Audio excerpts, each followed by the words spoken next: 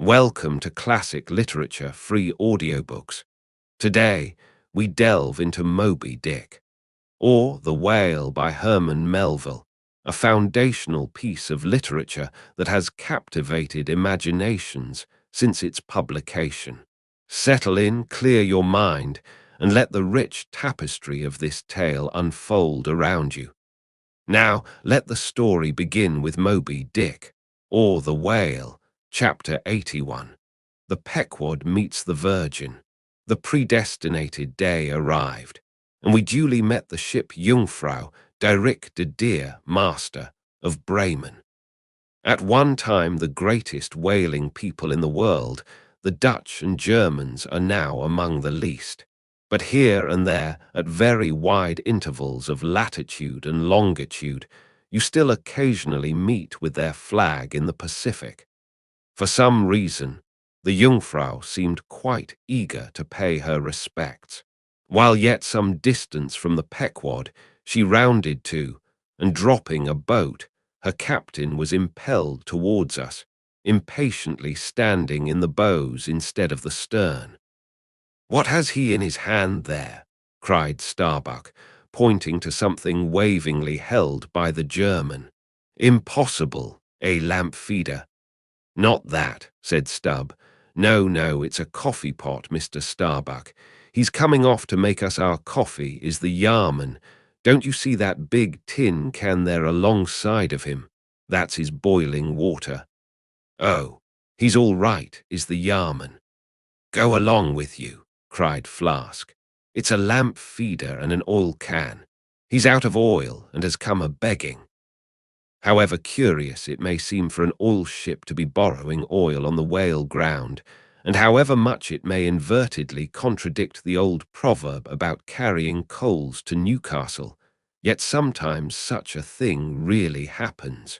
And in the present case, Captain Dirk de Deer did indubitably conduct a lamp feeder, as Flask did declare. As he mounted the deck, Ahab abruptly accosted him, without at all heeding what he had in his hand. But in his broken lingo, the German soon evinced his complete ignorance of the white whale, immediately turning the conversation to his lamp feeder and oil can, with some remarks touching his having to turn into his hammock at night in profound darkness, his last drop of Bremen oil being gone, and not a single flying fish yet captured to supply the deficiency, concluding by hinting that his ship was indeed what in the fishery is technically called a clean one, that is, an empty one, well deserving the name of Jungfrau or the Virgin. His necessities supplied, Dirk departed, but he had not gained his ship's side, when whales were almost simultaneously raised from the mastheads of both vessels. And so eager for the chase was Dirk, that without pausing to put his oil can and lamp feeder aboard, he slewed round his boat and made after the Leviathan lamp feeders. Now, the game having risen to leeward, he and the other 3 German boats that soon followed him had considerably the start of the Pequod's keels. There were 8 whales, an average pod.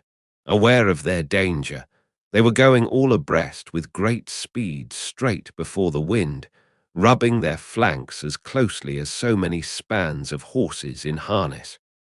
They left a great, wide wake, as though continually unrolling a great wide parchment upon the sea.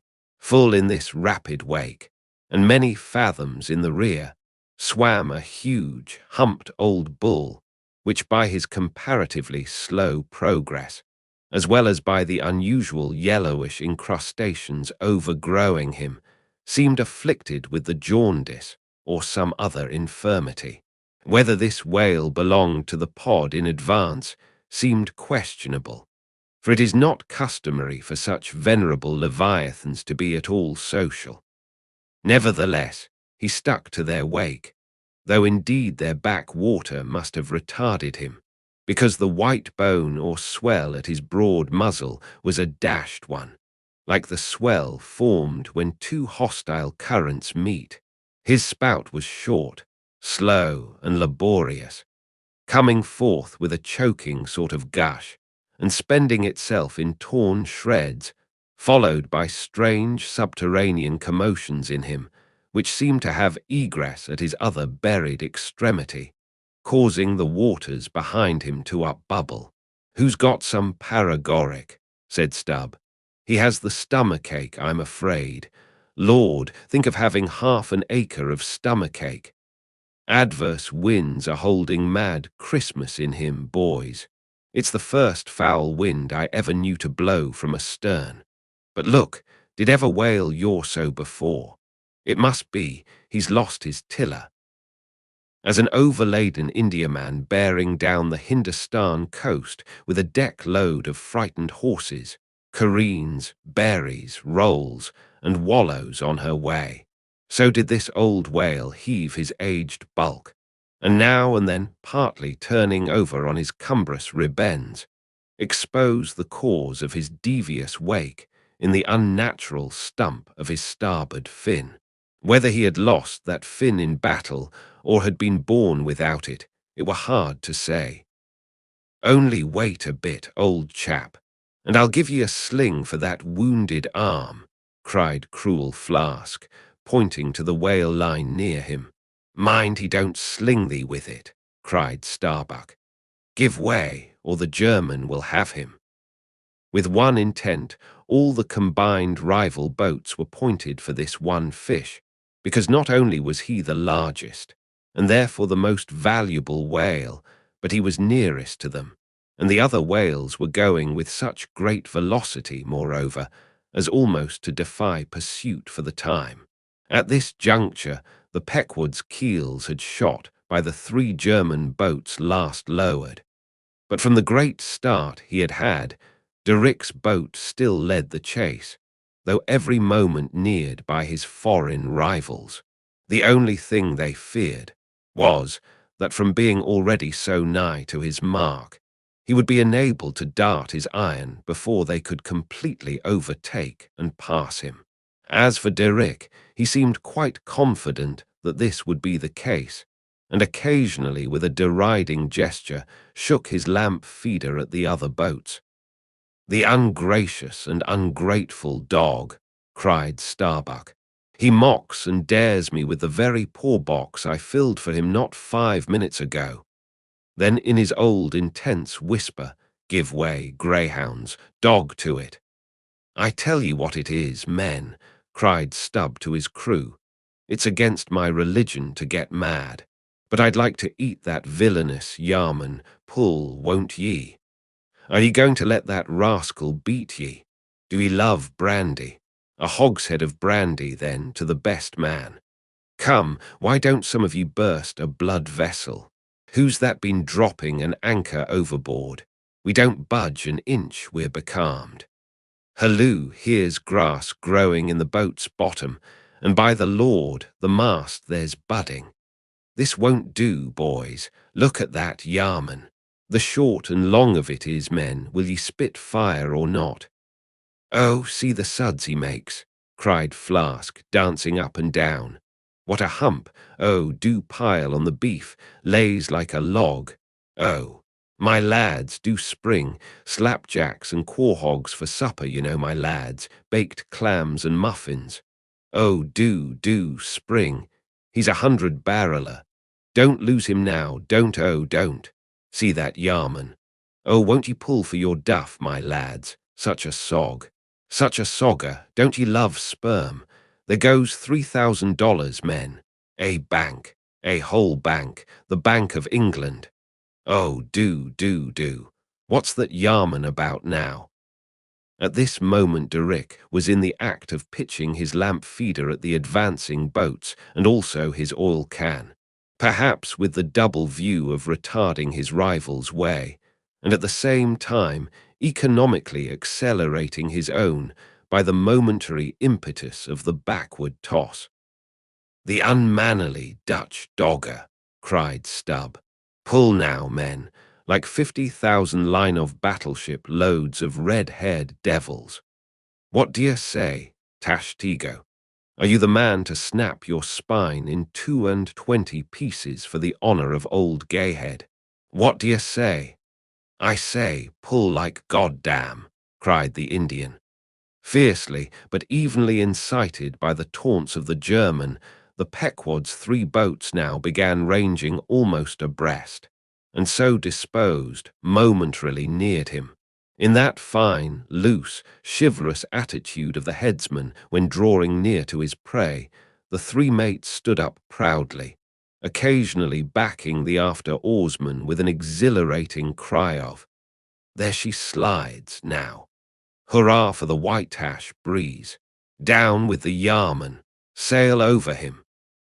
But so decided an original start had Derrick had, that spite of all their gallantry, he would have proved the victor in this race, had not a righteous judgment descended upon him in a crab which caught the blade of his midship oarsman, while this clumsy lubber was striving to free his white-ash, and while, in consequence, Derrick's boat was nigh to capsizing, and he thundering away at his men in a mighty rage. That was a good time for Starbuck, Stubb, and Flask. With a shout, they took a mortal start forwards, and slantingly ranged up on the German's quarter. An instant more, and all 4 boats were diagonally in the whale's immediate wake, while stretching from them on both sides was the foaming swell that he made. It was a terrific, most pitiable, and maddening sight. The whale was now going head out and sending his spout before him in a continual tormented jet, while his one poor fin beat his side in an agony of fright. Now to this hand, now to that, he yawed in his faltering flight, and still at every billow that he broke, he spasmodically sank in the sea, or sideways rolled towards the sky his one beating fin. So have I seen a bird with clipped wing making affrighted broken circles in the air, vainly striving to escape the piratical hawks. But the bird has a voice, and with plaintive cries will make known her fear. But the fear of this vast, dumb brute of the sea was chained up and enchanted in him.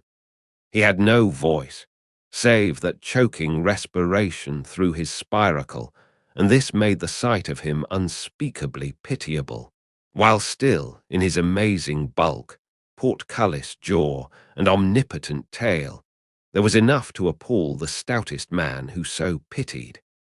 Seeing now that but a very few moments more would give the Pequod's boats the advantage, and rather than be thus foiled of his game, Derrick chose to hazard what to him must have seemed a most unusually long dart, ere the last chance would forever escape.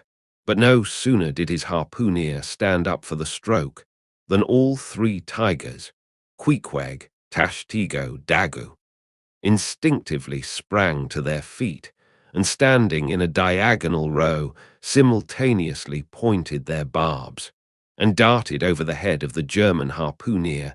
Their 3 Nantucket irons entered the whale, blinding vapors of foam and white fire. The 3 boats, in the first fury of the whale's headlong rush, bumped the Germans aside with such force that both Derrick and his baffled harpooner were spilled out and sailed over by the 3 flying keels. "Don't be afraid, my butter boxes," cried Stubb, casting a passing glance upon them as he shot by. "Ye'll be picked up presently, all right. I saw some sharks astern. St. Bernard's dogs, you know, relieve distressed travellers. Hurrah! This is the way to sail now. Every keel a sunbeam. Hurrah! Here we go like 3 tin kettles at the tail of a mad cougar. This puts me in mind of fastening to an elephant in a tilbury on a plain. Makes the wheel spokes fly, boys, when you fasten to him that way. And there's danger of being pitched out, too, when you strike a hill. Hurrah! This is the way a fellow feels when he's going to Davy Jones, all a rush down an endless inclined plane. Hurrah! This whale carries the everlasting mail. But the monster's run was a brief one. Giving a sudden gasp, he tumultuously sounded. With a grating rush, the three lines flew round the loggerheads with such a force as to gouge deep grooves in them, while so fearful were the harpooneers that this rapid sounding would soon exhaust the lines, that using all their dexterous might, they caught repeated smoking turns with the rope to hold on, till at last, owing to the perpendicular strain from the lead-lined chocks of the boats, whence the three ropes went straight down into the blue, the gunwales of the bows were almost even with the water, while the three sterns tilted high in the air, and the whale soon ceasing to sound, for some time they remained in that attitude, fearful of expending more line, though the position was a little ticklish. But though boats have been taken down and lost in this way, yet it is this holding on, as it is called, this hooking up by the sharp barbs of his live flesh from the back. This it is that often torments the Leviathan into soon rising again to meet the sharp lance of his foes. Yet not to speak of the peril of the thing, it is to be doubted whether this course is always the best, for it is but reasonable to presume that the longer the stricken whale stays under water, the more he is exhausted, because, owing to the enormous surface of him, in a full-grown sperm whale something less than 2,000 square feet, the pressure of the water is immense. We all know what an astonishing atmospheric weight we ourselves stand up under, even here above ground in the air. How vast, then, the burden of a whale, bearing on his back a column of 200 fathoms of ocean. It must at least equal the weight of 50 atmospheres. One whaleman has estimated it at the weight of 20 line-of-battle ships, with all their guns and stores and men on board. As the three boats lay there on that gently rolling sea, gazing down into its eternal blue noon, and as not a single groan or cry of any sort, nay, not so much as a ripple or a bubble came up from its depths, what landsman would have thought that beneath all that silence and placidity, the utmost monster of the seas was writhing and wrenching in agony? Not 8 inches of perpendicular rope were visible at the bows. Seems it credible that by 3 such thin threads the great Leviathan was suspended like the big weight to an 8-day clock? Suspended. And to what? To 3 bits of board. Is this the creature of whom it was once so triumphantly said, "Canst thou fill his skin with barbed irons, or his head with fish spears? The sword of him that layeth at him cannot hold, the spear, the dart, nor the habergeon. He esteemeth iron as straw, the arrow cannot make him flee, darts are counted as stubble, he laugheth at the shaking of a spear." This the creature, this he. Oh, that unfulfillments should follow the prophets! For with the strength of 1,000 thighs in his tail, Leviathan had run his head under the mountains of the sea, to hide him from the Pequod's fish spears.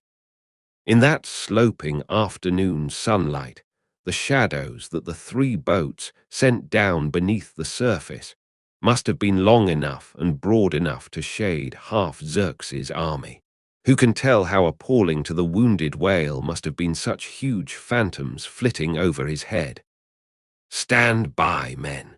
He stirs," cried Starbuck, as the 3 lines suddenly vibrated in the water, distinctly conducting upwards to them, as by magnetic wires, the life and death throbs of the whale, so that every oarsman felt them in his seat. The next moment, relieved in great part from the downward strain at the bows, the boats gave a sudden bounce upwards, as a small ice-field will, when a dense herd of white bears are scared from it into the sea. Haul in, cried Starbuck again. "He's rising." The lines, of which, hardly an instant before, not one hand's breadth could have been gained, were now in long, quick coils flung back all dripping into the boats, and soon the whale broke water within 2 ships' lengths of the hunters. His motions plainly denoted his extreme exhaustion. In most land animals, there are certain valves or floodgates in many of their veins, whereby, when wounded, the blood is in some degree at least instantly shut off in certain directions. Not so with the whale, one of whose peculiarities it is to have an entire non-valvular structure of the blood vessels, so that when pierced even by so small a point as a harpoon, a deadly drain is at once begun upon his whole arterial system. And when this is heightened by the extraordinary pressure of water at a great distance below the surface, his life may be said to pour from him in incessant streams.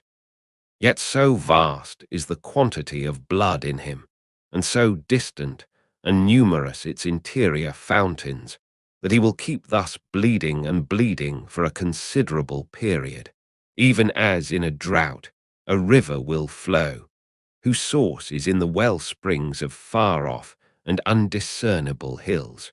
Even now, when the boats pulled upon this whale, and perilously drew over his swaying flukes, and the lances were darted into him, they were followed by steady jets from the new-made wound, which kept continually playing, while the natural spout-hole in his head was only at intervals, however rapid, sending its affrighted moisture into the air.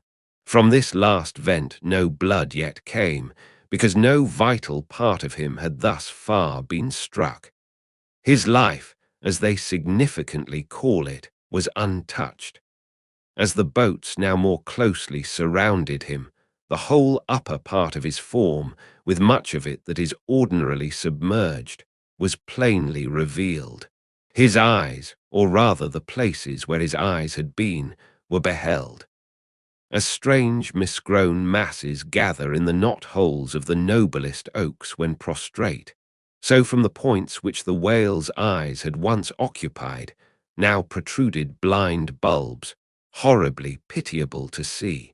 But pity there was none. For all his old age, and his one arm, and his blind eyes, he must die the death and be murdered, in order to light the gay bridals and other merry makings of men, and also to illuminate the solemn churches that preach unconditional inoffensiveness by all to all. Still rolling in his blood, at last he partially disclosed a strangely discolored bunch or protuberance, the size of a bushel, low down on the flank. "A nice spot," cried Flask. "Just let me prick him there once." "Avast," cried Starbuck. "There's no need of that." But humane Starbuck was too late. At the instant of the dart, an ulcerous jet shot from this cruel wound, and goaded by it into more than sufferable anguish, the whale, now spouting thick blood, with swift fury blindly darted at the craft, bespattering them and their glorying crews all over with showers of gore, capsizing Flask's boat and marring the bows. It was his death stroke. For by this time, so spent was he by loss of blood, that he helplessly rolled away from the wreck he had made, lay panting on his side, impotently flapped with his stumped fin, then over and over slowly revolved like a waning world, turned up the white secrets of his belly, lay like a log and died. It was most piteous, that last expiring spout, as when by unseen hands the water is gradually drawn off from some mighty fountain, and with half-stifled melancholy gurglings the spray column lowers and lowers to the ground, so the last long dying spout of the whale. Soon, while the crews were awaiting the arrival of the ship, the body showed symptoms of sinking with all its treasures unrifled. Immediately, by Starbuck's orders, lines were secured to it at different points, so that ere long every boat was a buoy. the sunken whale being suspended a few inches beneath them by the cords. By very heedful management, when the ship drew nigh, the whale was transferred to her side, and was strongly secured there by the stiffest fluke chains, for it was plain that unless artificially upheld, the body would at once sink to the bottom. It so chanced that almost upon first cutting into him with the spade, the entire length of a corroded harpoon was found embedded in his flesh, on the lower part of the bunch before described. But as the stumps of harpoons are frequently found in the dead bodies of captured whales, with the flesh perfectly healed around them, and no prominence of any kind to denote their place, therefore there must needs have been some other unknown reason in the present case fully to account for the ulceration alluded to. But still more curious was the fact of a lance head of stone being found in him, not far from the buried iron, the flesh perfectly firm about it. Who had darted that stone lance, and when? It might have been darted by some West Indian long before America was discovered. What other marvels might have been rummaged out of this monstrous cabinet, there is no telling. But a sudden stop was put to further discoveries by the ships being unprecedentedly dragged over sideways to the sea, owing to the body's immensely increasing tendency to sink.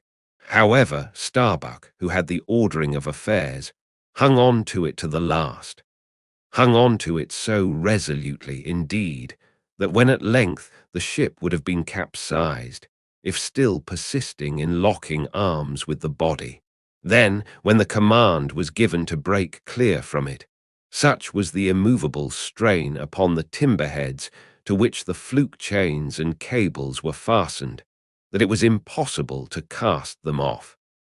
Meantime, everything in the Pequod was aslant. To cross to the other side of the deck was like walking up the steep gabled roof of a house. The ship groaned and gasped. Many of the ivory inlayings of her bulwarks and cabins were started from their places by the unnatural dislocation. In vain, handspikes and crows were brought to bear upon the immovable fluke chains, to pry them adrift from the timber heads, and so low had the whale now settled that the submerged ends could not be at all approached, while every moment whole tons of ponderosity seemed added to the sinking bulk, and the ship seemed on the point of going over. Hold on, won't ye?" cried Stubb to the body. "Don't be in such a devil of a hurry to sink. By thunder, men, we must do something or go for it. No use prying there. Avast, I say, with your handspikes, and run one of ye for a prayer book and a penknife, and cut the big chains." "Knife! Aye, aye," cried Queequeg, and seizing the carpenter's heavy hatchet, he leaned out of a porthole, and steel to iron began slashing at the largest fluke chains. But a few strokes full of sparks were given when the exceeding strain affected the rest. With a terrific snap, every fastening went adrift. The ship righted, the carcase sank. Now, this occasional inevitable sinking of the recently killed sperm whale is a very curious thing, nor has any fisherman yet adequately accounted for it. Usually, the dead sperm whale floats with great buoyancy, with its side or belly considerably elevated above the surface. If the only whales that thus sank were old, meagre, and broken-hearted creatures, their pads of lard diminished, and all their bones heavy and rheumatic, then you might with some reason assert that this sinking is caused by an uncommon specific gravity in the fish so sinking, consequent upon this absence of buoyant matter in him. But it is not so. For young whales in the highest health and swelling with noble aspirations, prematurely cut off in the warm flush and May of life, with all their panting lard about them, even these brawny, buoyant heroes do sometimes sink. Be it said, however, that the sperm whale is far less liable to this accident than any other species. Where one of that sort go down, 20 right whales do. This difference in the species is no doubt imputable in no small degree to the greater quantity of bone in the right whale. His Venetian blinds alone sometimes weighing more than a ton. From this encumbrance, the sperm whale is wholly free.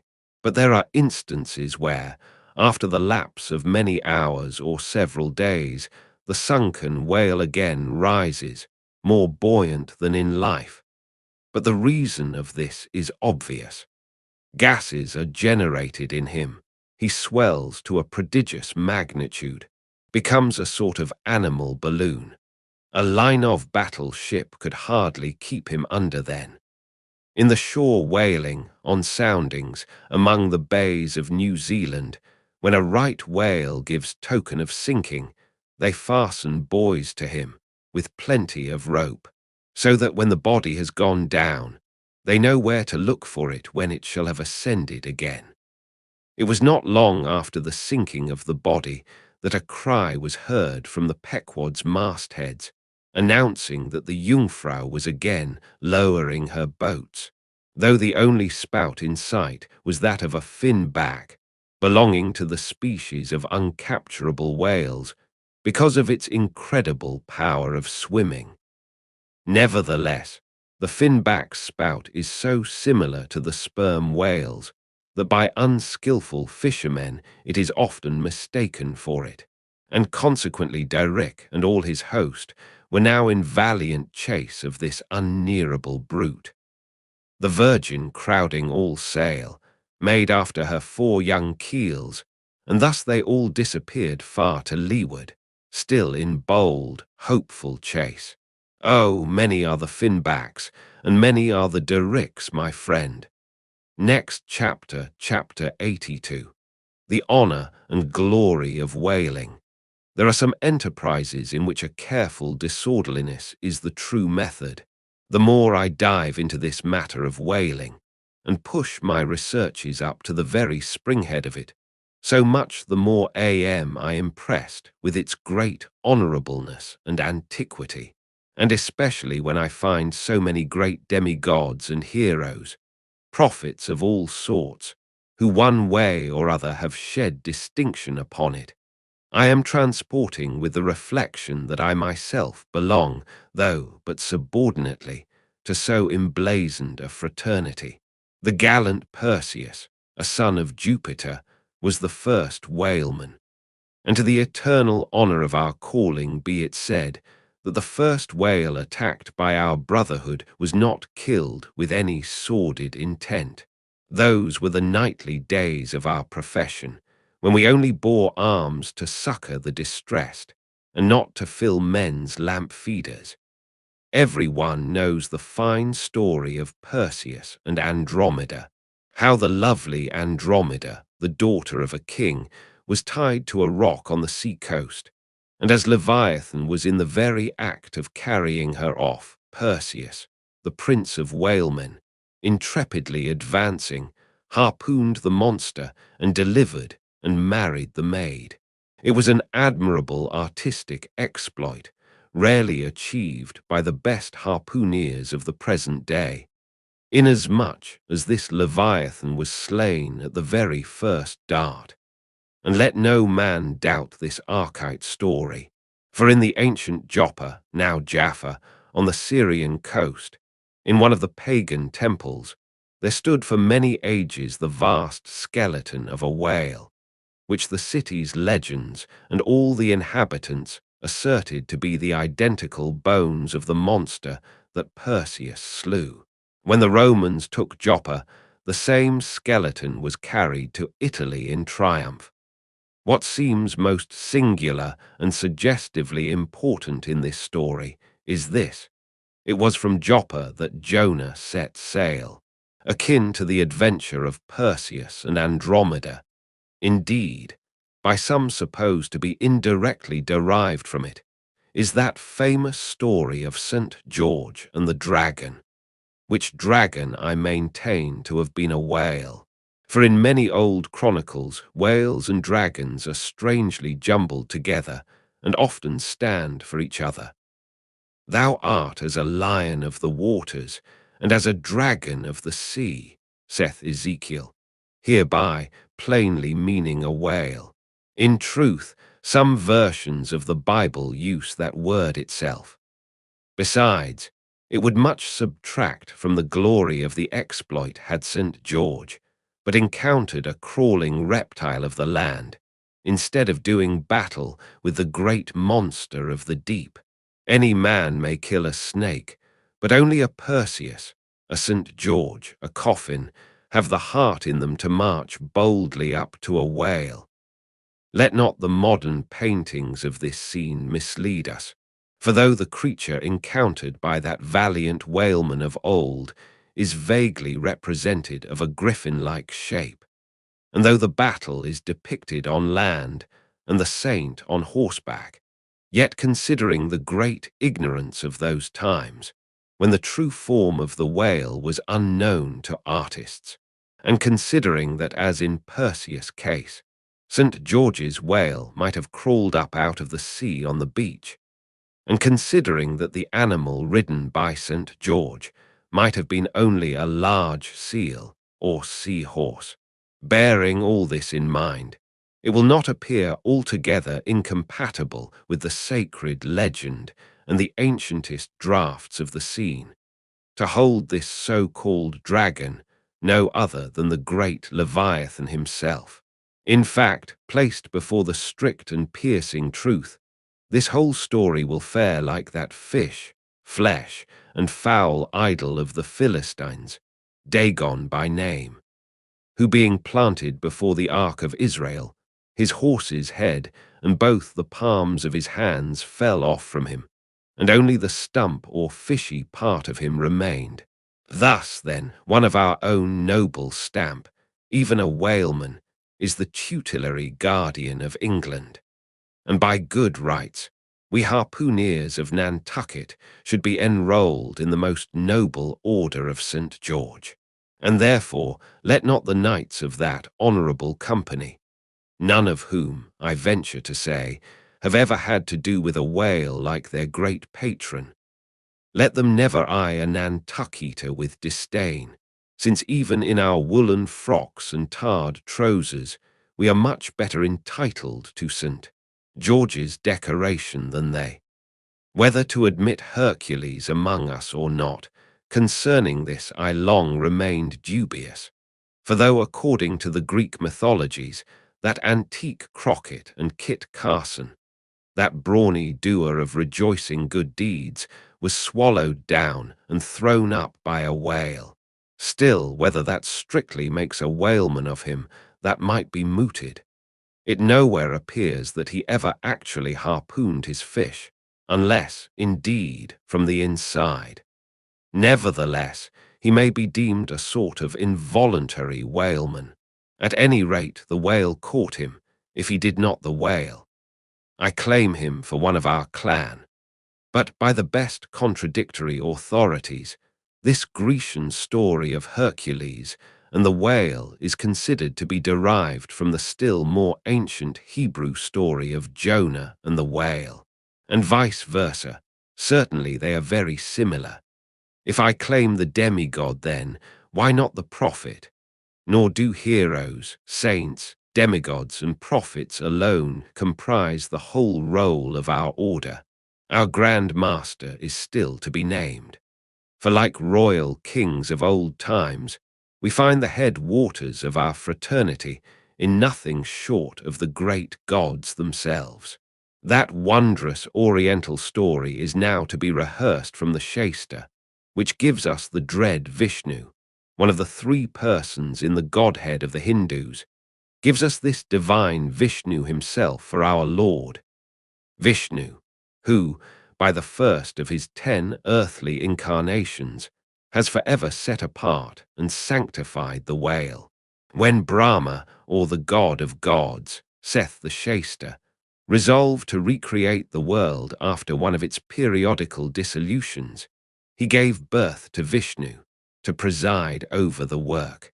But the Vedas, or mystical books, whose perusal would seem to have been indispensable to Vishnu before beginning the creation, and which therefore must have contained something in the shape of practical hints to young architects, these Vedas were lying at the bottom of the waters.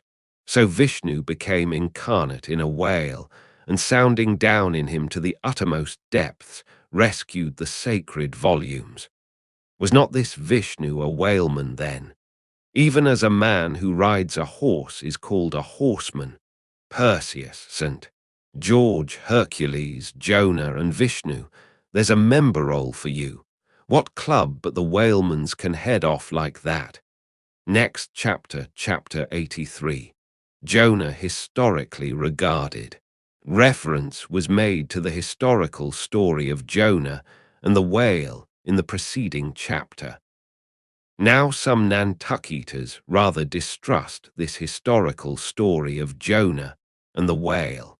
But then there were some skeptical Greeks and Romans who, standing out from the orthodox pagans of their times, equally doubted the story of Hercules and the whale, and Arion and the dolphin, and yet their doubting those traditions did not make those traditions one whit the less facts, for all that. One old Sag Harbor whaleman's chief reason for questioning the Hebrew story was this.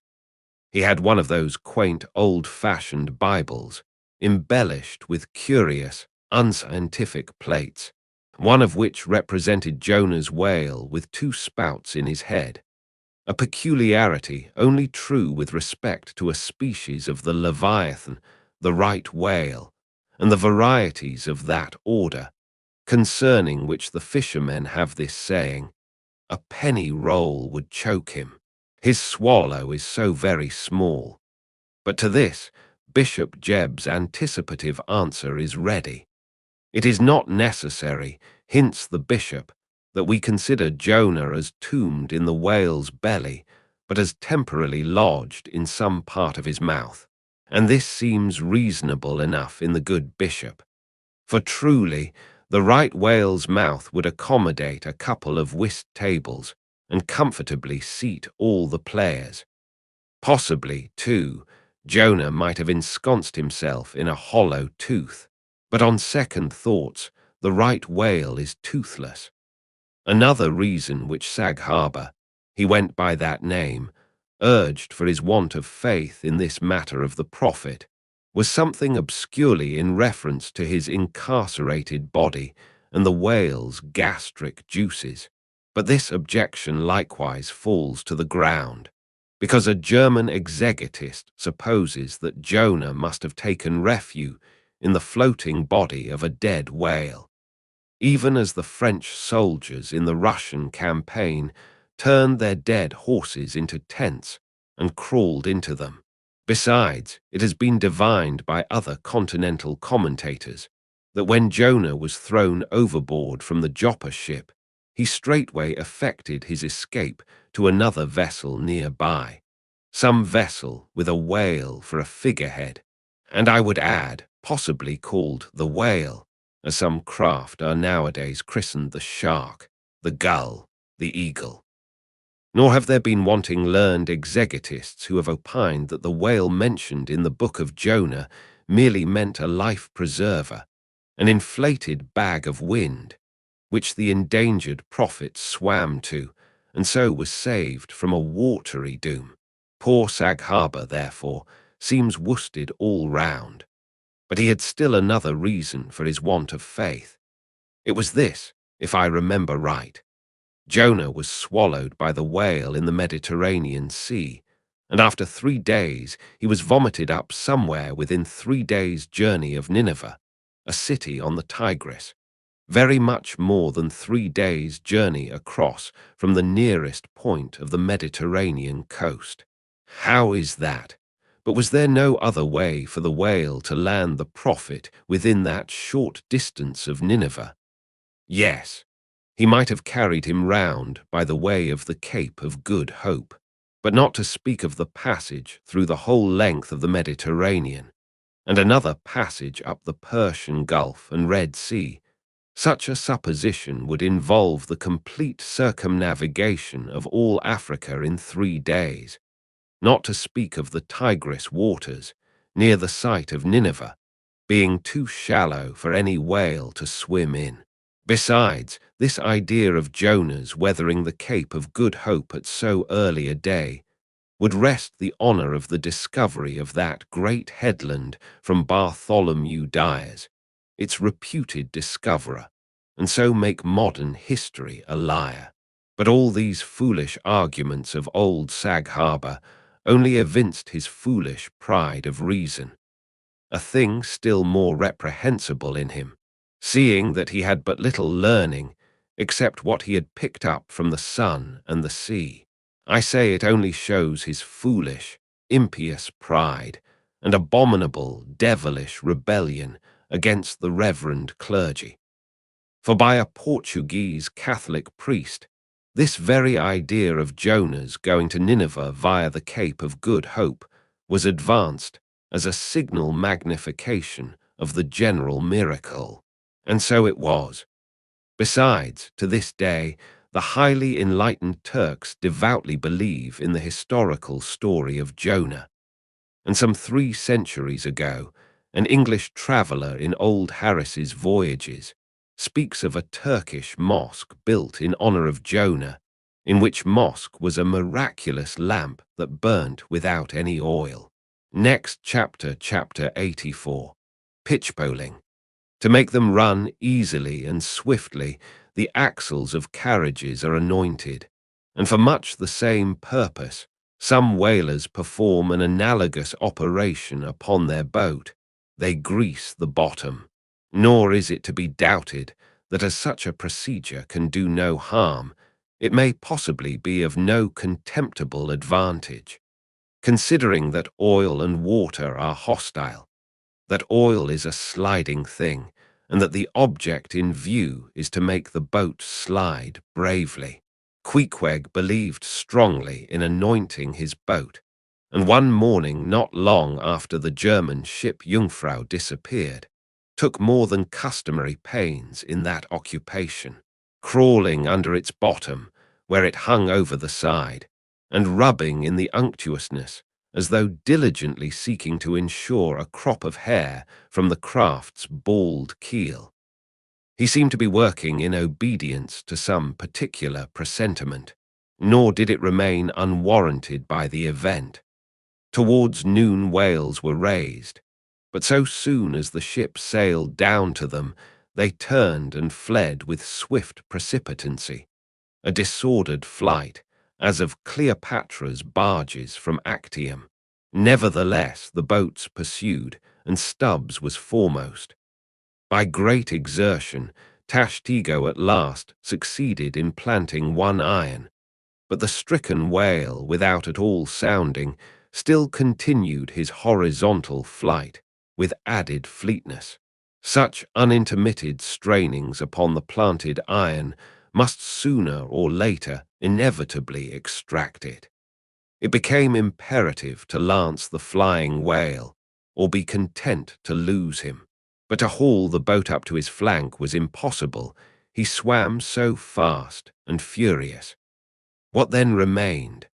Of all the wondrous devices and dexterities, the sleights of hand and countless subtleties to which the veteran whaleman is so often forced, none exceed that fine maneuver with the lance called pitchpulling. Small sword or broad sword in all its exercises boasts nothing like it. It is only indispensable with an inveterate running whale. Its grand fact and feature is the wonderful distance to which the long lance is accurately darted from a violently rocking, jerking boat under extreme headway. Steel and wood included, the entire spear is some 10 or 12 feet in length. The staff is much slighter than that of the harpoon, and also of a lighter material, pine. It is furnished with a small rope called a warp, of considerable length, by which it can be hauled back to the hand after darting. But before going further, it is important to mention here that though the harpoon may be pitchpuled in the same way with the lance, yet it is seldom done, and when done, is still less frequently successful, on account of the greater weight and inferior length of the harpoon as compared with the lance, which in effect become serious drawbacks. As a general thing, therefore, you must first get fast to a whale before any pitch-pulling comes into play. Look now at Stubb, a man who from his humorous, deliberate coolness and equanimity in the direst emergencies was specially qualified to excel in pitch-pulling. Look at him. He stands upright in the tossed bow of the flying boat. Wrapped in fleecy foam, the towing whale is 40 feet ahead. Handling the long lance lightly, glancing twice or thrice along its length to see if it be exactly straight, Stubb whistlingly gathers up the coil of the warp in one hand, so as to secure its free end in his grasp, leaving the rest unobstructed.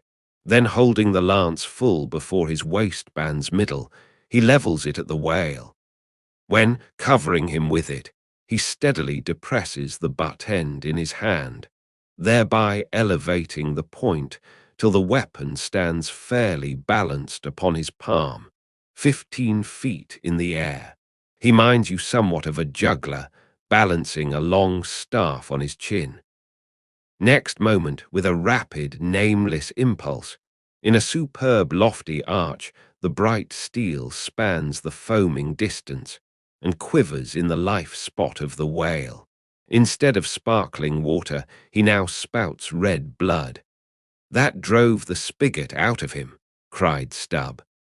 "'Tis July's immortal 4th. All fountains must run wine today. Would now it were old Orleans whiskey, or old Ohio, or unspeakable old Monongahela. Then, Tashtego, lad, I'd have ye hold a cannikin to the jet, and we'd drink round it. Yea, verily, hearts alive, we'd brew choice punch in the spread of his spout-hole there, and from that live punch-bowl quaff the living stuff." Again and again, to such gamesome talk, the dexterous dart is repeated, the spear returning to its master like a greyhound held in skilful leash. The agonized whale goes into his flurry, the tow line is slackened, and the pitch-puller, dropping astern, folds his hands and mutely watches the monster die.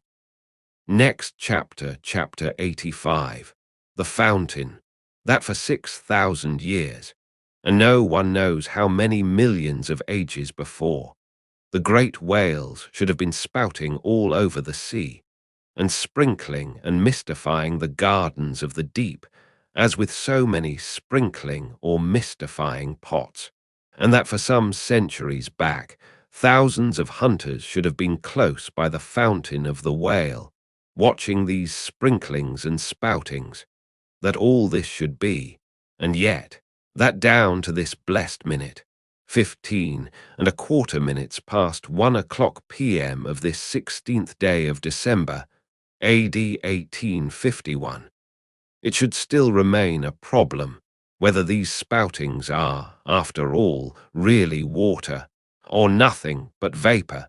This is surely a noteworthy thing. Let us, then, look at this matter, along with some interesting items contingent.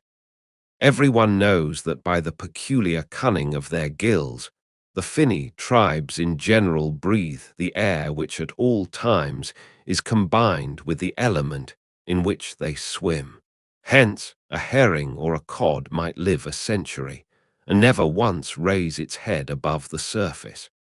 But owing to his marked internal structure, which gives him regular lungs, like a human being's, the whale can only live by inhaling the disengaged air in the open atmosphere, wherefore the necessity for his periodical visits to the upper world. But he cannot in any degree breathe through his mouth, for in his ordinary attitude, the sperm whale's mouth is buried at least 8 feet beneath the surface. And what is still more, his windpipe has no connection with his mouth. No, he breathes through his spiracle alone, and this is on the top of his head. If I say that in any creature breathing is only a function indispensable to vitality, inasmuch as it withdraws from the air a certain element, which being subsequently brought into contact with the blood imparts to the blood its vivifying principle, I do not think I shall err, though I may possibly use some superfluous scientific words. Assume it, and it follows that if all the blood in a man could be aerated with one breath, he might then seal up his nostrils and not fetch another for a considerable time. That is to say, he would then live without breathing. Anomalous as it may seem, this is precisely the case with the whale, who systematically lives, by intervals, his full hour and more, when at the bottom, without drawing a single breath, or so much as in any way inhaling a particle of air. For remember, he has no gills. How is this? Between his ribs and on each side of his spine, he is supplied with a remarkable involved Cretan labyrinth of vermicelli-like vessels, which vessels, when he quits the surface, are completely distended with oxygenated blood, so that for an hour or more, 1,000 fathoms in the sea, he carries a surplus stock of vitality in him, just as the camel crossing the waterless desert carries a surplus supply of drink for future use in its 4 supplementary stomachs.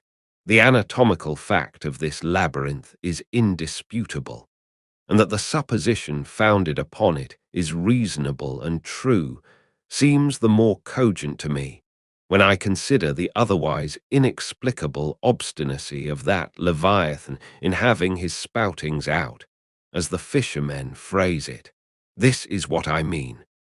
If unmolested, upon rising to the surface, the sperm whale will continue there for a period of time exactly uniform with all his other unmolested risings. Say he stays 11 minutes and jets 70 times, that is, respires 70 breaths. Then whenever he rises again, he will be sure to have his 70 breaths over again, to a minute. Now, if after he fetches a few breaths you alarm him, so that he sounds, he will be always dodging up again to make good his regular allowance of air. And not till those 70 breaths are told will he finally go down to stay out his full term below. Remark, however, that in different individuals these rates are different, but in any one they are alike. Now, why should the whale thus insist upon having his spoutings out, unless it be to replenish his reservoir of air descending for good? How obvious is it, too, that this necessity for the whale's rising exposes him to all the fatal hazards of the chase. For not by hook or by net could this vast Leviathan be caught when sailing 1,000 fathoms beneath the sunlight.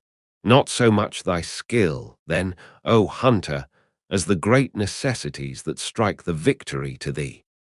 In man, breathing is incessantly going on, one breath only serving for 2 or 3 pulsations, so that whatever other business he has to attend to, waking or sleeping, breathe he must, or die he will. But the sperm whale only breathes about 1/7 or Sunday of his time. It has been said that the whale only breathes through his spout hole. If it could truthfully be added that his spouts are mixed with water, then I opine we should be furnished with the reason why his sense of smell seems obliterated in him. For the only thing about him that at all answers to his nose is that identical spout hole. And being so clogged with 2 elements, it could not be expected to have the power of smelling. But owing to the mystery of the spout, whether it be water or whether it be vapor, no absolute certainty can as yet be arrived at on this head. Sure it is, nevertheless, that the sperm whale has no proper olfactories. But what does he want of them?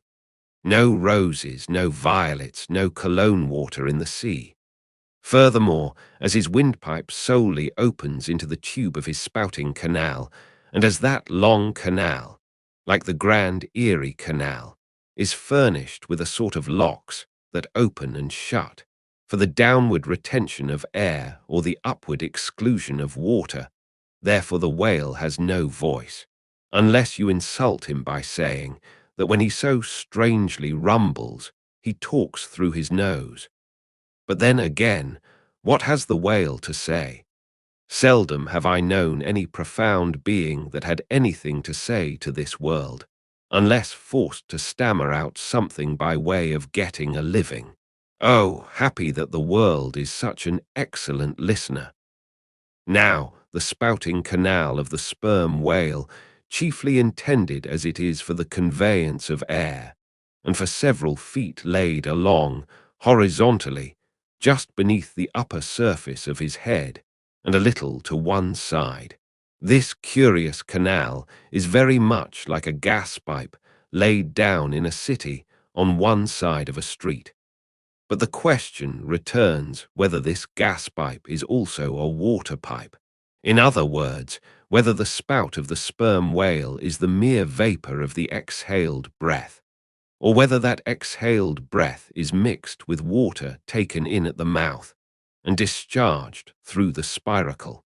It is certain that the mouth indirectly communicates with the spouting canal, but it cannot be proved that this is for the purpose of discharging water through the spiracle, because the greatest necessity for so doing would seem to be when in feeding he accidentally takes in water, but the sperm whale's food is far beneath the surface, and that he cannot spout even if he would. Besides, if you regard him very closely and time him with your watch, you will find that when unmolested, there is an undeviating rhyme between the periods of his jets and the ordinary periods of respiration. But why pester one with all this reasoning on the subject? Speak out. You have seen him spout. Then declare what the spout is. Can you not tell water from air? My dear sir, in this world it is not so easy to settle these plain things. I have ever found your plain things the knottiest of all. And as for this whale spout, you might almost stand in it, and yet be undecided as to what it is precisely. The central body of it is hidden in the snowy, sparkling mist enveloping it. And how can you certainly tell whether any water falls from it, when, always, when you are close enough to a whale to get a close view of his spout, he is in a prodigious commotion, the water cascading all around him?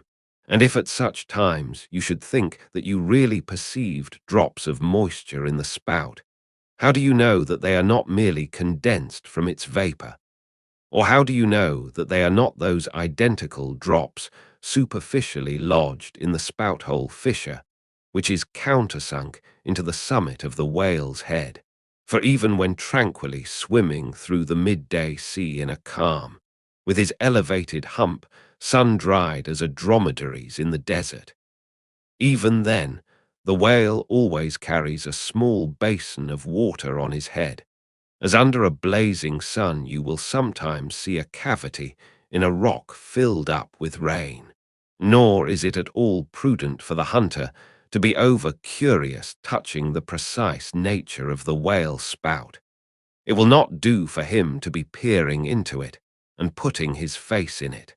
You cannot go with your pitcher to this fountain and fill it and bring it away.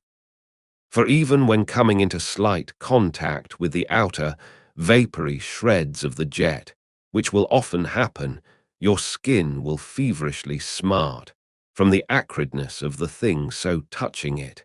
And I know one who, coming into still closer contact with the spout, whether with some scientific object in view or otherwise, I cannot say, the skin peeled off from his cheek and arm. Wherefore, among whalemen, the spout is deemed poisonous. They try to evade it. Another thing, I have heard it said, and I do not much doubt it, that if the jet is fairly spouted into your eyes, it will blind you. The wisest thing the investigator can do then, it seems to me, is to let this deadly spout alone. Still, we can hypothesize, even if we cannot prove and establish. My hypothesis is this, that the spout is nothing but mist, and besides other reasons, to this conclusion I am impelled by considerations touching the great inherent dignity and sublimity of the sperm whale. I account him no common, shallow being, inasmuch as it is an undisputed fact that he is never found on soundings or near shores. All other whales sometimes are. He is both ponderous and profound, and I am convinced that from the heads of all ponderous, profound beings, such as Plato, Pyrrho, the devil, Jupiter, Dante, and so on, there always goes up a certain semi-visible steam, while in the act of thinking deep thoughts, while composing a little treatise on eternity, I had the curiosity to place a mirror before me, and ere long saw reflected there a curious involved worming and undulation in the atmosphere over my head, the invariable moisture of my hair, while plunged in deep thought, after 6 cups of hot tea in my thin shingled attic of an August noon. This seems an additional argument for the above supposition, and how nobly it raises our conceit of the mighty, misty monster, to behold him solemnly sailing through a calm tropical sea, his vast, mild head overhung by a canopy of vapour, engendered by his incommunicable contemplations, and that vapour, as you will sometimes see it, glorified by a rainbow, as if heaven itself had put its seal upon his thoughts. For, d'ye see, rainbows do not visit the clear air, they only irradiate vapour. And so, through all the thick mists of the dim doubts in my mind, divine intuitions now and then shoot, enkindling my fog with a heavenly ray. And for this I thank God, for all have doubts, many deny, but doubts or denials, few along with them, have intuitions. Doubts of all things earthly, and intuitions of some things heavenly. This combination makes neither believer nor infidel, but makes a man who regards them both with equal eye. Next chapter, chapter 86. The Tale. Other poets have warbled the praises of the soft eye of the antelope and the lovely plumage of the bird that never alights. Less celestial, I celebrate a tale. Reckoning the largest-sized sperm whale's tail to begin at that point of the trunk where it tapers to about the girth of a man, it comprises upon its upper surface alone an area of at least 50 square feet. The compact round body of its root expands into 2 broad, firm, flat palms or flukes, gradually shoaling away to less than an inch in thickness. At the crotch or junction, these flukes slightly overlap, then sideways recede from each other like wings, leaving a wide vacancy between. In no living thing are the lines of beauty more exquisitely defined than in the crescentic borders of these flukes. At its utmost expansion in the full-grown whale, the tail will considerably exceed 20 feet across. The entire member seems a dense webbed bed of welded sinews, but cut into it, and you find that 3 distinct strata compose it, upper, middle, and lower. The fibers in the upper and lower layers are long and horizontal, those of the middle one very short, and running crosswise between the outside layers. This triune structure, as much as anything else, imparts power to the tail. To the student of old Roman walls, the middle layer will furnish a curious parallel to the thin course of tiles, always alternating with the stone in those wonderful relics of the antique, and which undoubtedly contribute so much to the great strength of the masonry. But as if this vast local power in the tendinous tail were not enough, the whole bulk of the Leviathan is knit over with a warp and woof of muscular fibers and filaments, which passing on either side the loins and running down into the flukes, insensibly blend with them, and largely contribute to their might, so that in the tail the confluent measureless force of the whole whale seems concentrated to a point. Could annihilation occur to matter, this were the thing to do it. Nor does this, its amazing strength, at all tend to cripple the graceful flexion of its motions, where infantileness of ease undulates through a titanism of power. On the contrary, those motions derive their most appalling beauty from it. Real strength never impairs beauty or harmony, but it often bestows it.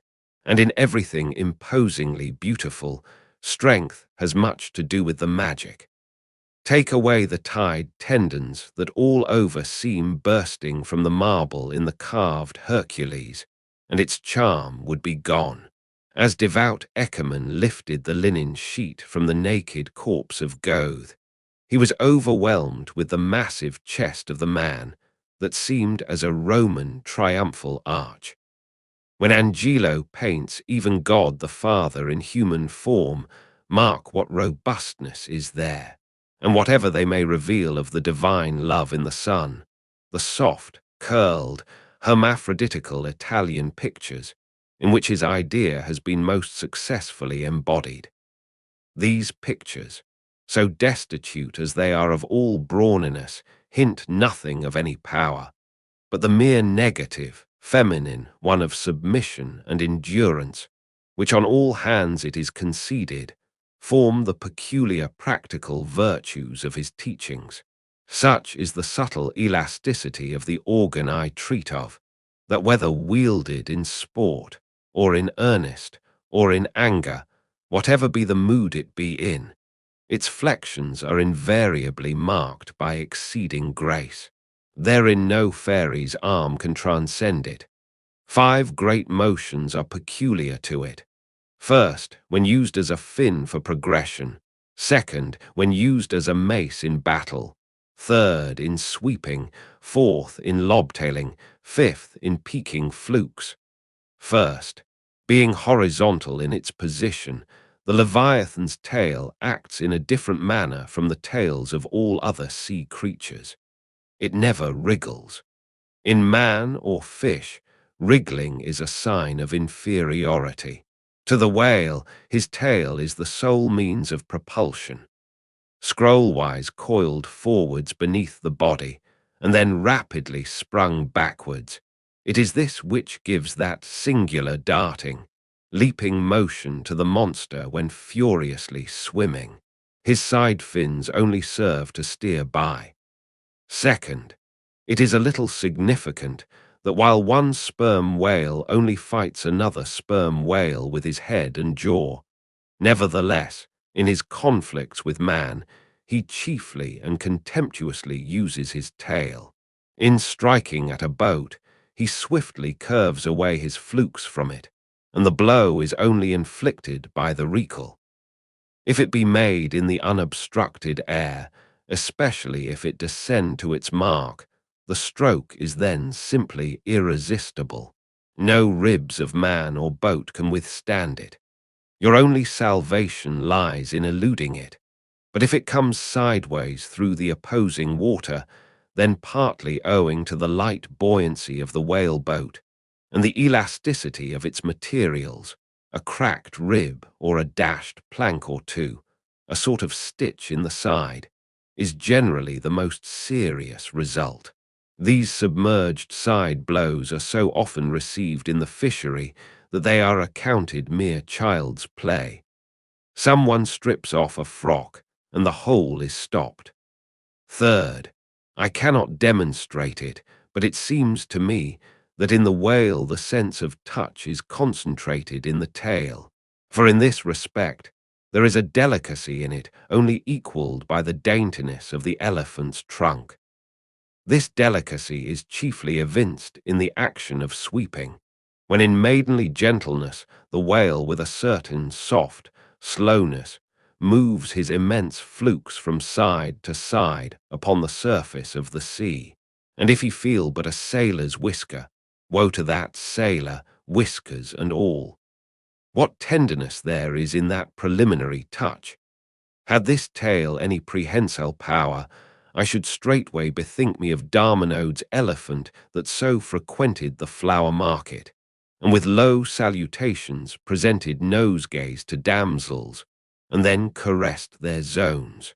On more accounts than one, a pity it is that the whale does not possess this prehensile virtue in his tail, for I have heard of yet another elephant that when wounded in the fight, curved round his trunk and extracted the dart. Fourth, stealing unawares upon the whale in the fancied security of the middle of solitary seas, you find him unbent from the vast corpulence of his dignity, and kitten-like, he plays on the ocean as if it were a hearth, but still you see his power in his play. The broad palms of his tail are flirted high into the air, then smiting the surface, the thunderous concussion resounds for miles. You would almost think a great gun had been discharged, and if you noticed the light wreath of vapor from the spiracle at his other extremity, you would think that that was the smoke from the touch-hole. Fifth, as in the ordinary floating posture of the Leviathan, the flukes lie considerably below the level of his back. They are then completely out of sight beneath the surface. But when he is about to plunge into the deeps, his entire flukes, with at least 30 feet of his body, are tossed erect in the air, and so remain vibrating a moment, till they downwards shoot out of view, excepting the sublime breach, somewhere else to be described. This peaking of the whale's flukes is perhaps the grandest sight to be seen in all animated nature. Out of the bottomless profundities, the gigantic tail seems spasmodically snatching at the highest heaven. So in dreams have I seen majestic Satan thrusting forth his tormented colossal claw from the flame Baltic of hell. But in gazing at such scenes, it is all in all what mood you are in. If in the Dantean, the devils will occur to you; if in that of Isaiah, the archangels. Standing at the masthead of my ship during a sunrise that crimsoned sky and sea, I once saw a large herd of whales in the east, all heading towards the sun, and for a moment vibrating in concert with peaked flukes. As it seemed to me at the time, such a grand embodiment of adoration of the gods was never beheld, even in Persia, the home of the fire worshippers. As Ptolemy Philopater testified of the African elephant, I then testified of the whale, pronouncing him the most devout of all beings. For according to King Juba, the military elephants of antiquity often hailed the morning with their trunks uplifted in the profoundest silence. The chance comparison in this chapter between the whale and the elephant, so far as some aspects of the tail of the one and the trunk of the other are concerned, should not tend to place those two opposite organs on an equality, much less the creatures to which they respectively belong. For as the mightiest elephant is but a terrier to Leviathan, so, compared with Leviathan's tail, his trunk is but the stalk of a lily. The most direful blow from the elephant's trunk were as the playful tap of a fan, compared with the measureless crush and crash of the sperm whale's ponderous flukes, which in repeated instances have one after the other hurled entire boats with all their oars and crews into the air, very much as an Indian juggler tosses his balls, though all comparison in the way of general bulk between the whale and the elephant is preposterous, inasmuch as in that particular the elephant stands in much the same respect to the whale that a dog does to the elephant, Nevertheless, there are not wanting some points of curious similitude. Among these is the spout. It is well known that the elephant will often draw up water or dust in his trunk, and then elevating it, jet it forth in a stream. The more I consider this mighty tale, the more do I deplore my inability to express it. At times there are gestures in it, which, though they would well grace the hand of man, remain wholly inexplicable. In an extensive herd, so remarkable occasionally are these mystic gestures, that I have heard hunters who have declared them akin to Freemason signs and symbols, that the whale, indeed, by these methods intelligently conversed with the world. Nor are there wanting other motions of the whale in his general body, full of strangeness and unaccountable to his most experienced assailant. Dissect him how I may, then, I but go skin deep. I know him not, and never will. But if I know not even the tail of this whale, how understand his head? Much more, how comprehend his face, when face he has none? Thou shalt see my back parts, my tail, he seems to say, but my face shall not be seen. But I cannot completely make out his back parts, and hint what he will about his face, I say again he has no face. Next chapter, chapter 87, the Grand Armada, the long and narrow peninsula of Malacca, extending southeastward from the territories of Burma, forms the most southerly point of all Asia. In a continuous line from that peninsula stretch the long islands of Sumatra, Java, Bali, and Timor, which, with many others, form a vast mole, or rampart, lengthwise connecting Asia with Australia, and dividing the long, unbroken Indian Ocean from the thickly studded Oriental archipelagos. This rampart is pierced by several sally ports for the convenience of ships and whales, conspicuous among which are the Straits of Sunda and Malacca. By the Straits of Sunda, chiefly, vessels bound to China from the west emerge into the China seas. Those narrow Straits of Sunda divide Sumatra from Java, and standing midway in that vast rampart of islands, buttressed by that bold green promontory, known to seamen as Java Head, they not a little correspond to the central gateway, opening into some vast, walled empire, and considering the inexhaustible wealth of spices, and silks, and jewels, and gold, and ivory, with which the 1,000 islands of that oriental sea are enriched, it seems a significant provision of nature, that such treasures, by the very formation of the land, should at least bear the appearance, however ineffectual, of being guarded from the all-grasping Western world.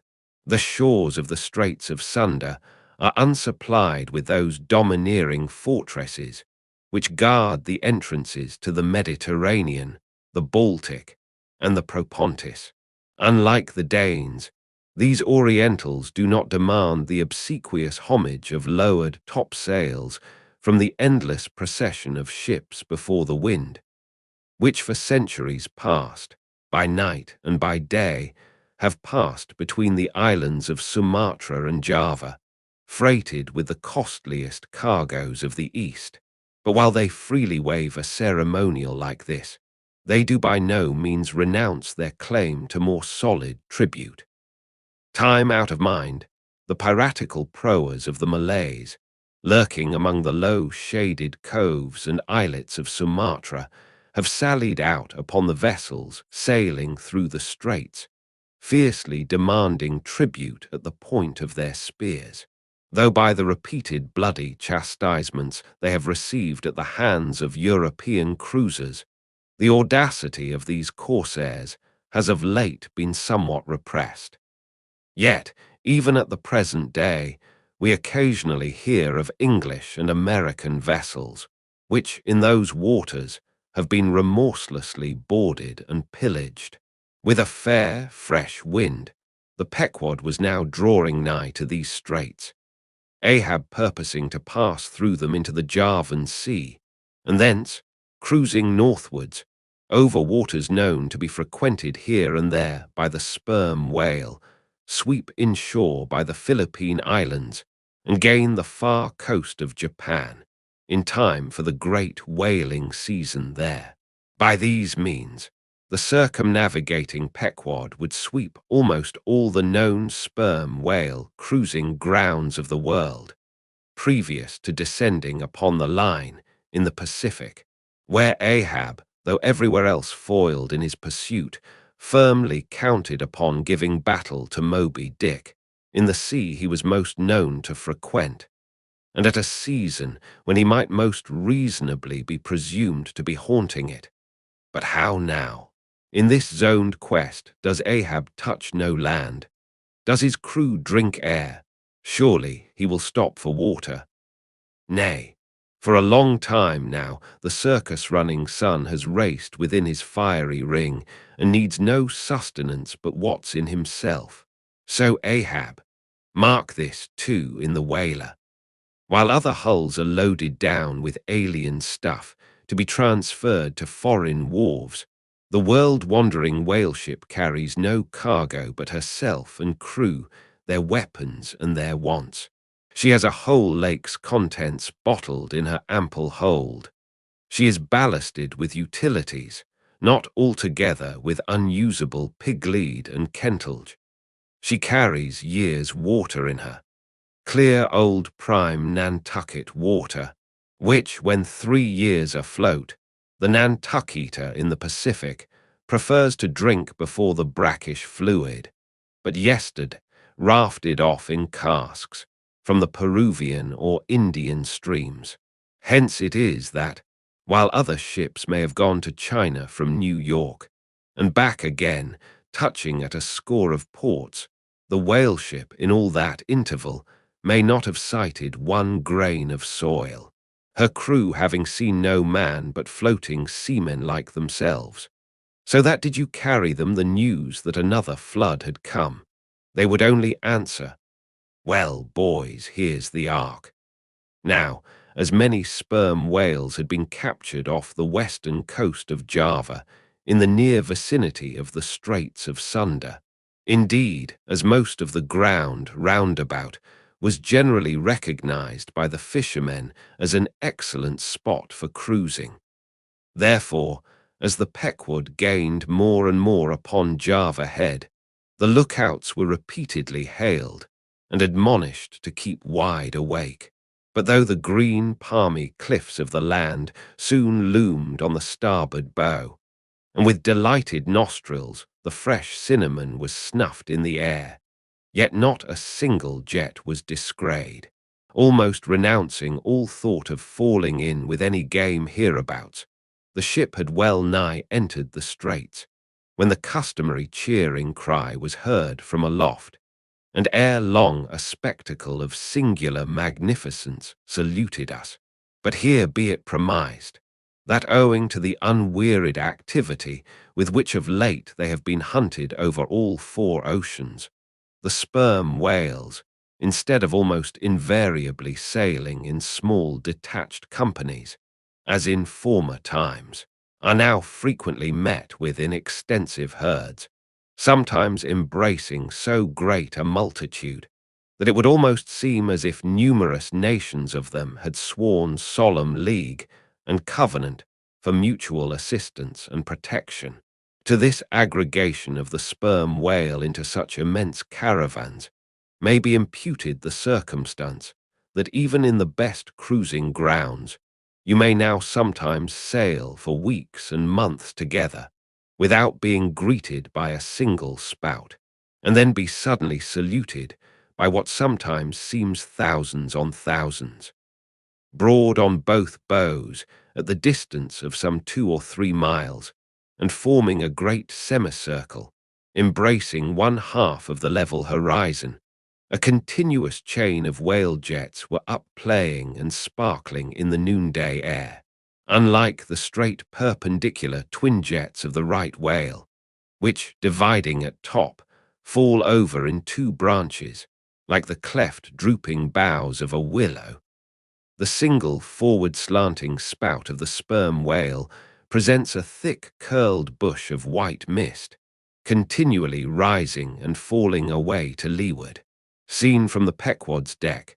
Then, as she would rise on a high hill of the sea, this host of vapory spouts, individually curling up into the air, and beheld through a blending atmosphere of bluish haze, showed like the thousand cheerful chimneys of some dense metropolis, disgrayed of a balmy autumnal morning by some horseman on a height, as marching armies approaching an unfriendly defile in the mountains accelerate their march, all eagerness to place that perilous passage in their rear, and once more expand in comparative security upon the plain. Even so did this vast fleet of whales now seem hurrying forward through the straits, gradually contracting the wings of their semicircle and swimming on in one solid, but still crescentic center, crowding all sail. The Pequod pressed after them, the harpooneers handling their weapons and loudly cheering from the heads of their yet suspended boats. If the wind only held, little doubt had they that, chased through these straits of sunder, the vast host would only deploy into the oriental seas to witness the capture of not a few of their number. And who could tell whether, in that congregated caravan, Moby Dick himself might not temporarily be swimming, like the worshipped white elephant in the coronation procession of the Siamese. So with stun sail piled on stun sail, we sailed along, driving these leviathans before us, when, of a sudden, the voice of Tash-Tego was heard, loudly directing attention to something in our wake. Corresponding to the crescent in our van, we beheld another in our rear. It seemed formed of detached white vapors, rising and falling something like the spouts of the whales, only they did not so completely come and go, for they constantly hovered without finally disappearing. Leveling his glass at this sight, Ahab quickly revolved in his pivot hole, crying, "Aloft there, and rig whips and buckets to wet the sails. Malays, sir, and after us." As if too long lurking behind the headlands, till the Pequod should fairly have entered the straits, these rascally Asiatics were now in hot pursuit to make up for their overcautious delay. But when the swift Pequod, with a fresh leading wind, was herself in hot chase, how very kind of these tawny philanthropists to assist in speeding her on to her own chosen pursuit, mere riding whips and rowels to her that they were. As with glass under arm, Ahab to and fro paced the deck, in his forward turn beholding the monsters he chased, and in the after one the bloodthirsty pirates chasing him. Some such fancy as the above seemed his, and when he glanced upon the green walls of the watery defile in which the ship was then sailing, and bethought him that through that gate lay the route to his vengeance, and beheld how that through that same gate he was now both chasing and being chased to his deadly end. And not only that, but a herd of remorseless wild pirates and inhuman atheistical devils were infernally cheering him on with their curses.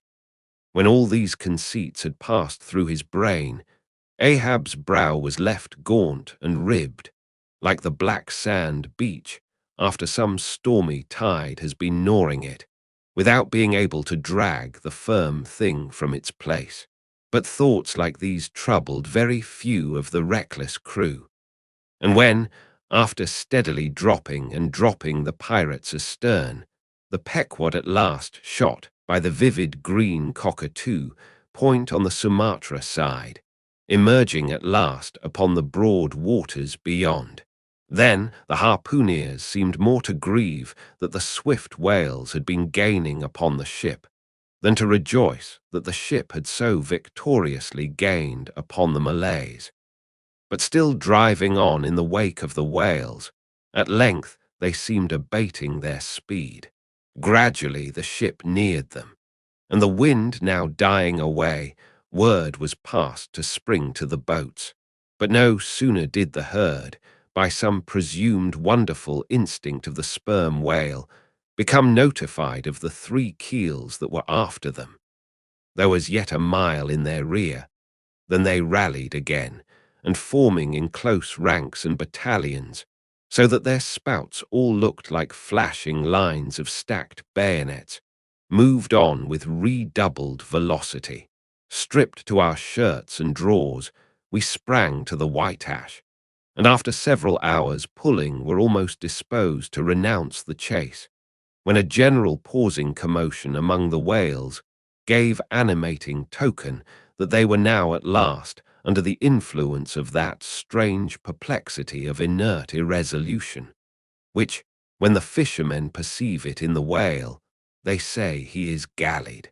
The compact martial columns in which they had been hitherto rapidly and steadily swimming were now broken up in one measureless rout, and like King Porus elephants in the Indian battle with Alexander, they seemed going mad with consternation, in all directions expanding in vast irregular circles, and aimlessly swimming hither and thither.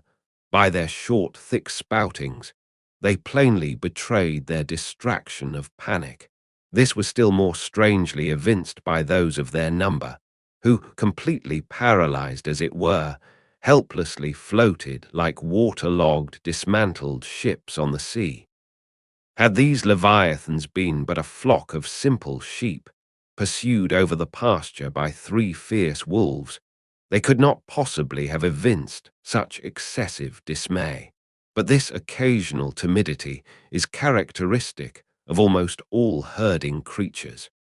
Though banding together in tens of thousands, the lion-maned buffaloes of the West have fled before a solitary horseman.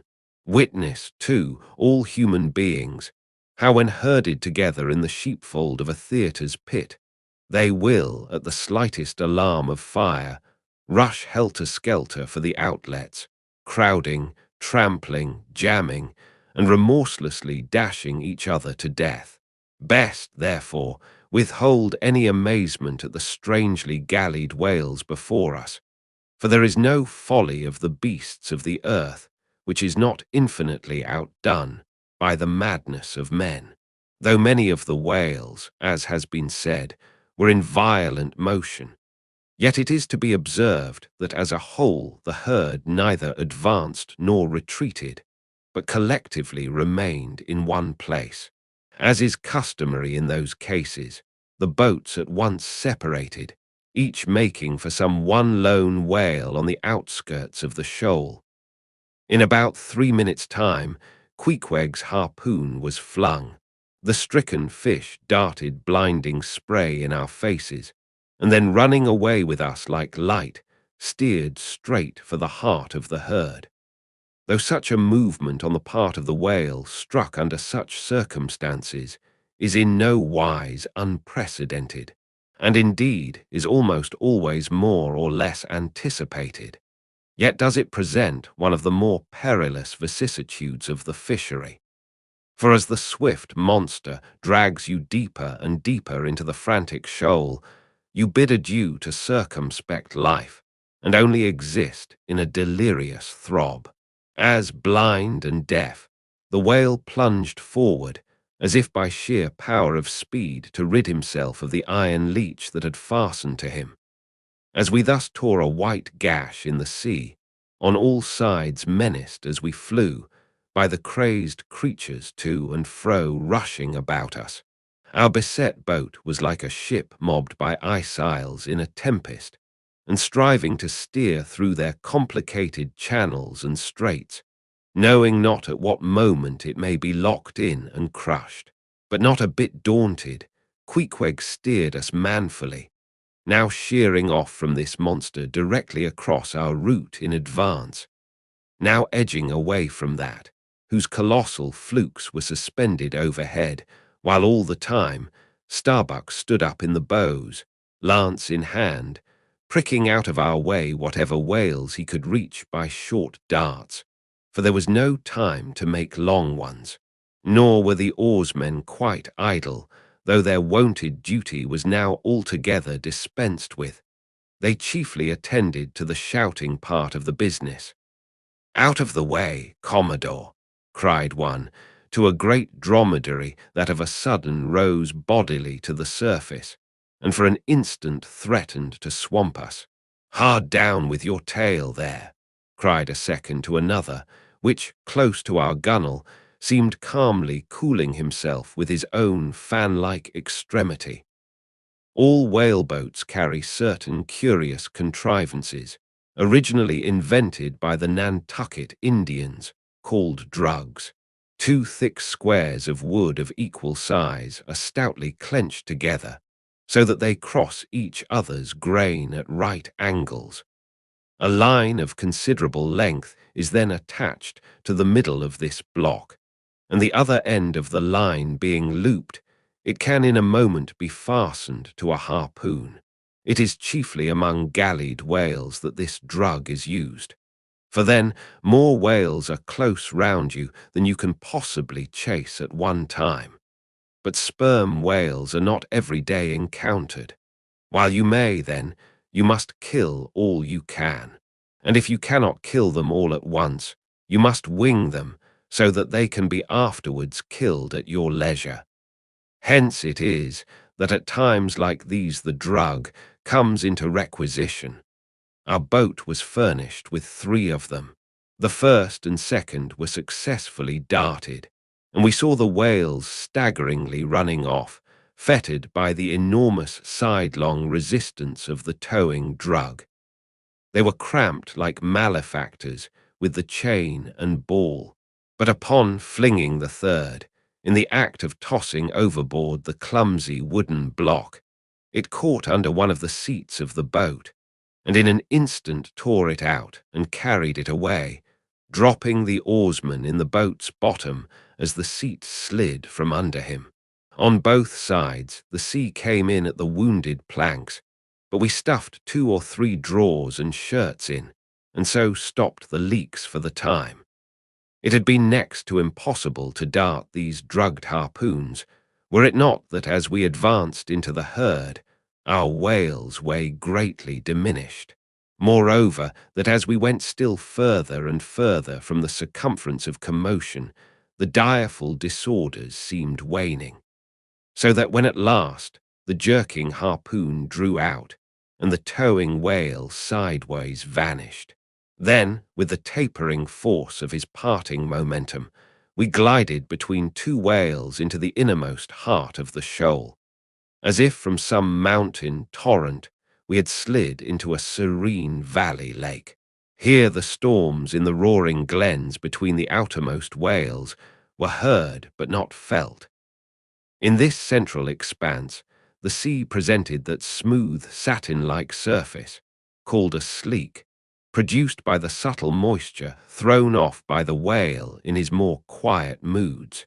Yes, we were now in that enchanted calm which they say lurks at the heart of every commotion. And still in the distracted distance, we beheld the tumults of the outer concentric circles, and saw successive pods of whales, 8 or 10 in each, swiftly going round and round, like multiplied spans of horses in a ring, and so closely shoulder to shoulder that a titanic circus rider might easily have overarched the middle ones, and so have gone round on their backs. Owing to the density of the crowd of reposing whales, more immediately surrounding the embayed axis of the herd, no possible chance of escape was at present afforded us. We must watch for a breach in the living wall that hemmed us in, the wall that had only admitted us in order to shut us up. Keeping at the center of the lake, we were occasionally visited by small tame cows and calves, the women and children of this routed host.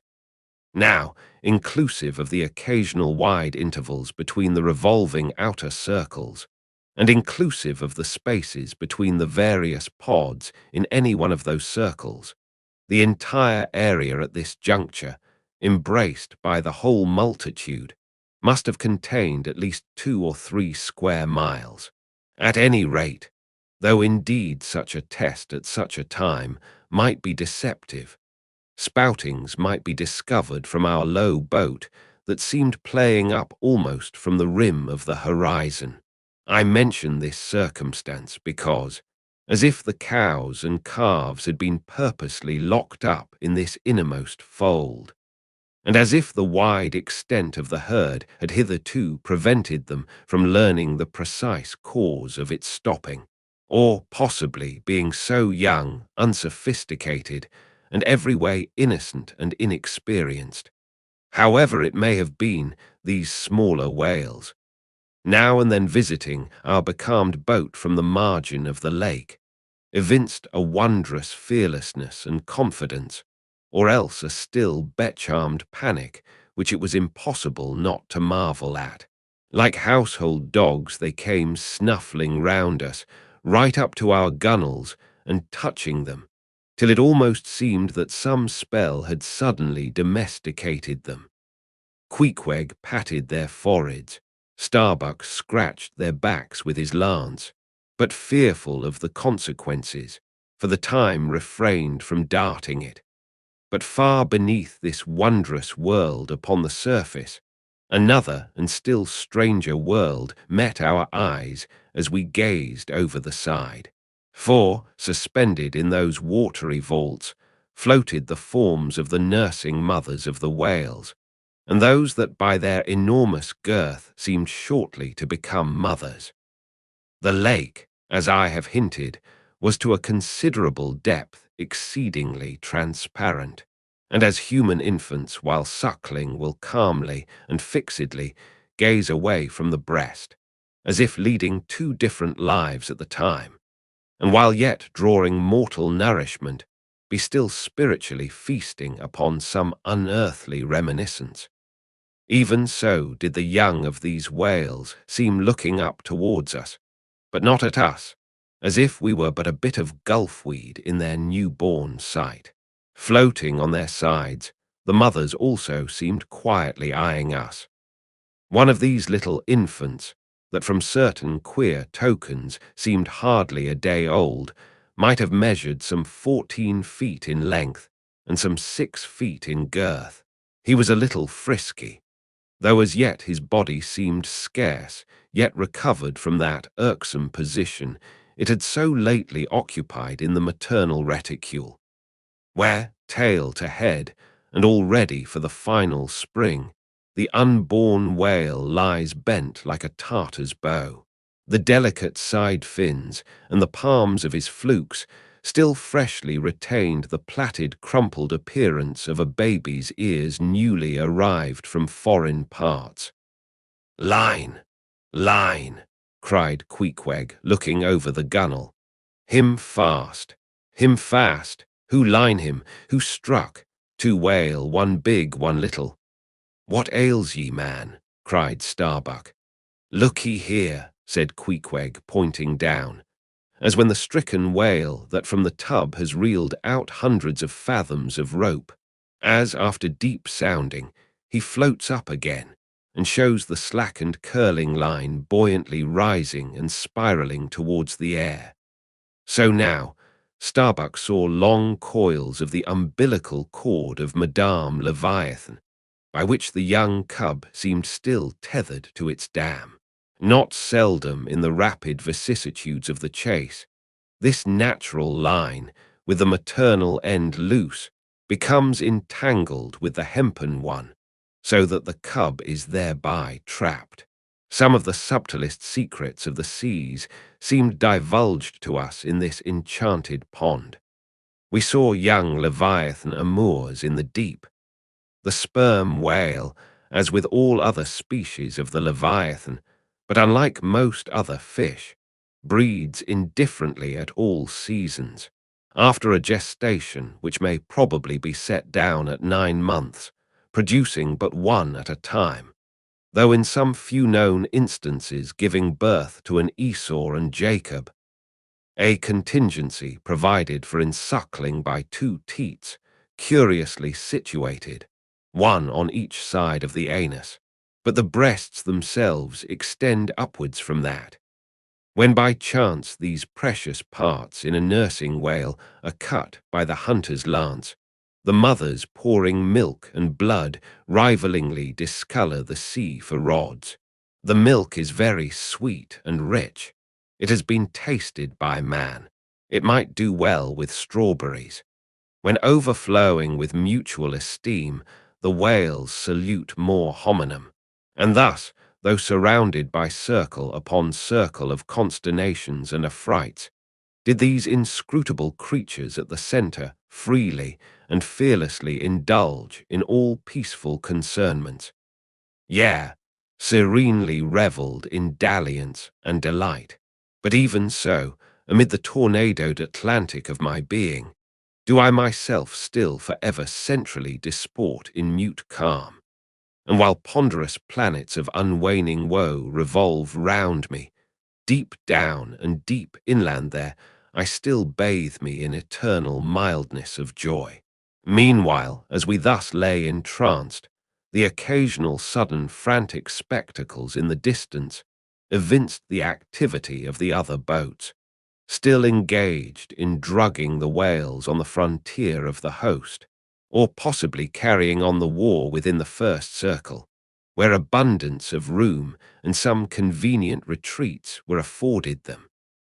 But the sight of the enraged, drugged whales now, and then blindly darting to and fro across the circles, was nothing to what at last met our eyes. It is sometimes the custom, when fast to a whale more than commonly powerful and alert, to seek to hamstring him, as it were, by sundering or maiming his gigantic tail tendon. It is done by darting a short-handled cutting spade, to which is attached a rope for hauling it back again. A whale wounded, as we afterwards learned in this part, but not effectually as it seemed, had broken away from the boat, carrying along with him half of the harpoon line, and in the extraordinary agony of the wound, he was now dashing among the revolving circles like the lone mounted desperado Arnold at the Battle of Saratoga, carrying dismay wherever he went. But agonizing as was the wound of this whale, and an appalling spectacle enough, anyway, yet the peculiar horror with which he seemed to inspire the rest of the herd was owing to a cause which at first the intervening distance obscured from us. But at length we perceived that by one of the unimaginable accidents of the fishery, this whale had become entangled in the harpoon line that he towed. He had also run away with the cutting spade in him, and while the free end of the rope attached to that weapon had permanently caught in the coils of the harpoon line round his tail, the cutting spade itself had worked loose from his flesh, so that, tormented to madness, he was now churning through the water, violently flailing with his flexible tail, and tossing the keen spade about him, wounding and murdering his own comrades. This terrific object seemed to recall the whole herd from their stationary fright. First, the whales forming the margin of our lake began to crowd a little and tumble against each other, as if lifted by half-spent billows from afar. Then the lake itself began faintly to heave and swell. The submarine bridal chambers and nurseries vanished. In more and more contracting orbits, the whales in the more central circles began to swim in thickening clusters. Yes, the long calm was departing. A low advancing hum was soon heard, and then, like to the tumultuous masses of block ice when the great river Hudson breaks up in spring, the entire host of whales came tumbling upon their inner centre, as if to pile themselves up in one common mountain. Instantly Starbuck and Queequeg changed places, Starbuck taking the stern. "Oars, oars," he intensely whispered, seizing the helm. "Gripe your oars and clutch your souls now. My God, men, stand by. Shove him off, you Queequeg, the whale there. Prick him. Hit him. Stand up and stay so. Spring, men, pull, men, never mind their backs, scrape them, scrape away." The boat was now all but jammed between two vast black bulks, leaving a narrow Dardanelles between their long lengths. But by desperate endeavour, we at last shot into a temporary opening, then giving way rapidly, and at the same time earnestly watching for another outlet. After many similar hair-breadth escapes, we at last swiftly glided into what had just been one of the outer circles, but now crossed by random whales, all violently making for one centre. This lucky salvation was cheaply purchased by the loss of Queequeg's hat, who, while standing in the bows to prick the fugitive whales, had his hat taken clean from his head by the air eddy made by the sudden tossing of a pair of broad flukes close by. Riotous and disordered as the universal commotion now was, it soon resolved itself into what seemed a systematic movement. For having clumped together at last in one dense body, they then renewed their onward flight with augmented fleetness. Further pursuit was useless, but the boats still lingered in their wake to pick up what drugged whales might be dropped astern, and likewise to secure one which Flask had killed and waifed. The waif is a pennant pole, 2 or 3 of which are carried by every boat, and which, when additional game is at hand, are inserted upright into the floating body of a dead whale, both to mark its place on the sea, and also as token of prior possession should the boats of any other ship draw near. The result of this lowering was somewhat illustrative of that sagacious saying in the fishery, "The more whales, the less fish." Of all the drugged whales, only one was captured. The rest contrived to escape for the time, but only to be taken, as will hereafter be seen, by some other craft than the Pequod. Next chapter, chapter 88, Schools and Schoolmasters. The previous chapter gave account of an immense body or herd of sperm whales, and there was also then given the probable cause inducing those vast aggregations. Now, though such great bodies are at times encountered, yet, as must have been seen, even at the present day, small detached bands are occasionally observed, embracing from 20 to 50 individuals each. Such bands are known as schools. They generally are of 2 sorts, those composed almost entirely of females, and those mustering none but young, vigorous males, or bulls, as they are familiarly designated. In cavalier attendance upon the school of females, you invariably see a male of full-grown magnitude, but not old, who, upon any alarm, evinces his gallantry by falling in the rear and covering the flight of his ladies. In truth, this gentleman is a luxurious Ottoman, swimming about over the watery world, surroundingly accompanied by all the solaces and endearments of the harem. The contrast between this Ottoman and his concubines is striking, because, while he is always of the largest leviathanic proportions, the ladies, even at full growth, are not more than 1/3 of the bulk of an average-sized male. They are comparatively delicate, indeed, I dare say, not to exceed 6 yards round the waist. Nevertheless, it cannot be denied that upon the whole they are hereditarily entitled to en bon point. It is very curious to watch this harem and its lord in their indolent ramblings. Like fashionables, they are forever on the move in leisurely search of variety.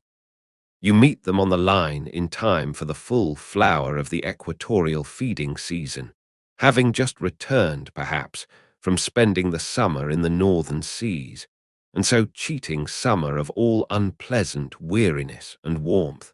By the time they have lounged up and down the promenade of the equator a while, they start for the oriental waters in anticipation of the cool season there, and so evade the other excessive temperature of the year.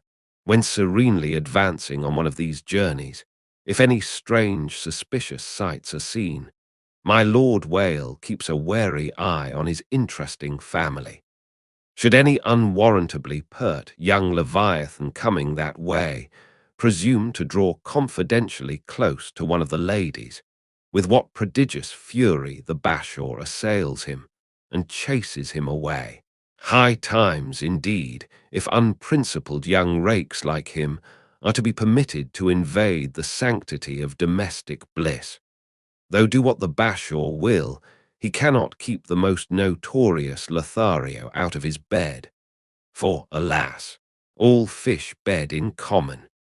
As ashore, the ladies often cause the most terrible duels among their rival admirers.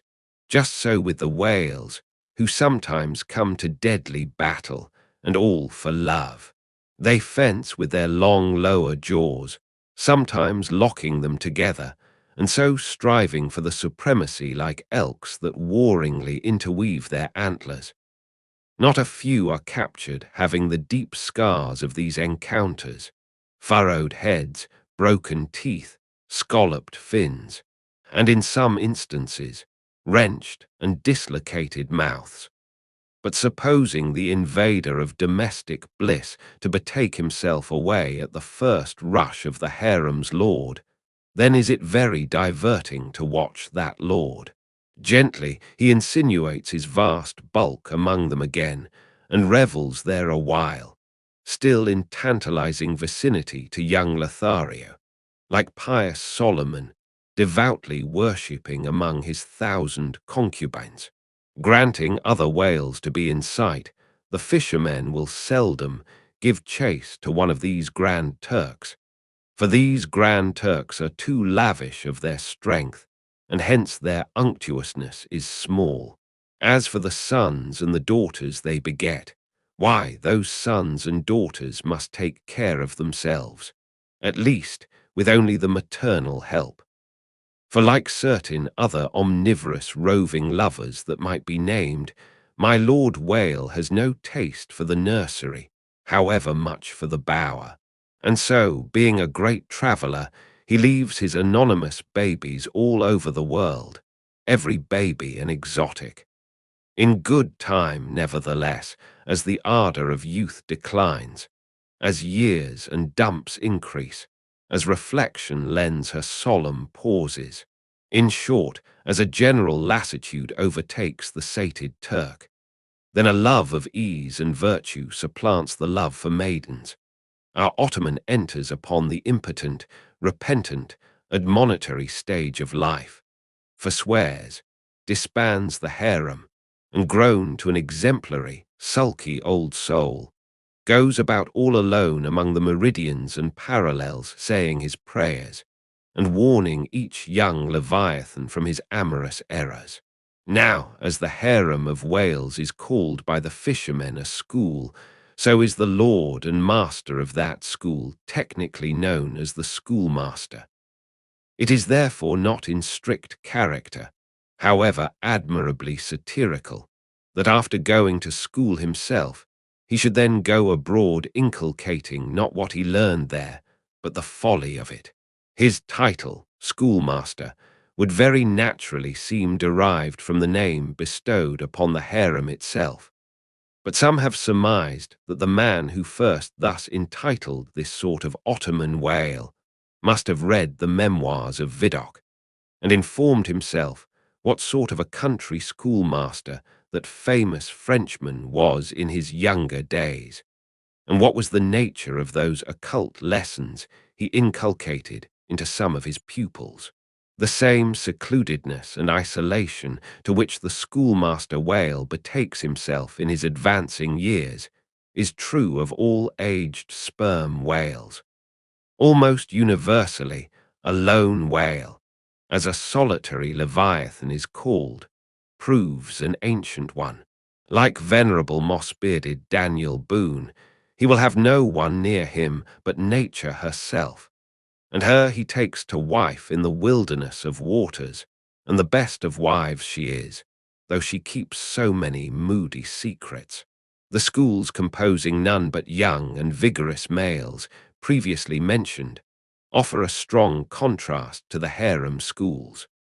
For while those female whales are characteristically timid, the young males, or 40-barrel bulls, as they call them, are by far the most pugnacious of all leviathans, and proverbially the most dangerous to encounter, excepting those wondrous grey-headed, grizzled whales sometimes met, and these will fight you like grim fiends exasperated by a penal gout. The 40-barrel bull schools are larger than the harem schools. Like a mob of young collegians, they are full of fight, fun, and wickedness, tumbling round the world at such a reckless, rollicking rate that no prudent underwriter would insure them any more than he would a riotous lad at Yale or Harvard. They soon relinquish this turbulence, though, and when about 3/4 grown, break up and separately go about in quest of settlements, that is, harems. Another point of difference between the male and female schools is still more characteristic of the sexes.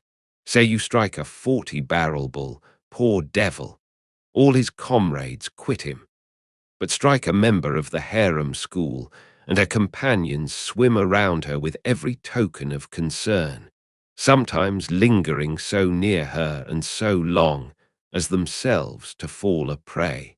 Next chapter, chapter 89. Fast fish and loose fish.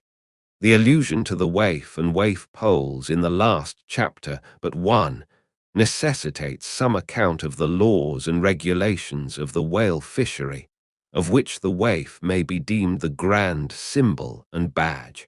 It frequently happens that when several ships are cruising in company, a whale may be struck by one vessel, then escape, and be finally killed and captured by another vessel.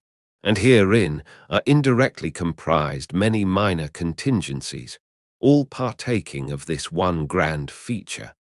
For example, after a weary and perilous chase and capture of a whale, the body may get loose from the ship by reason of a violent storm, and drifting far away to leeward, be retaken by a second whaler, who, in a calm, snugly tows it alongside without risk of life or line.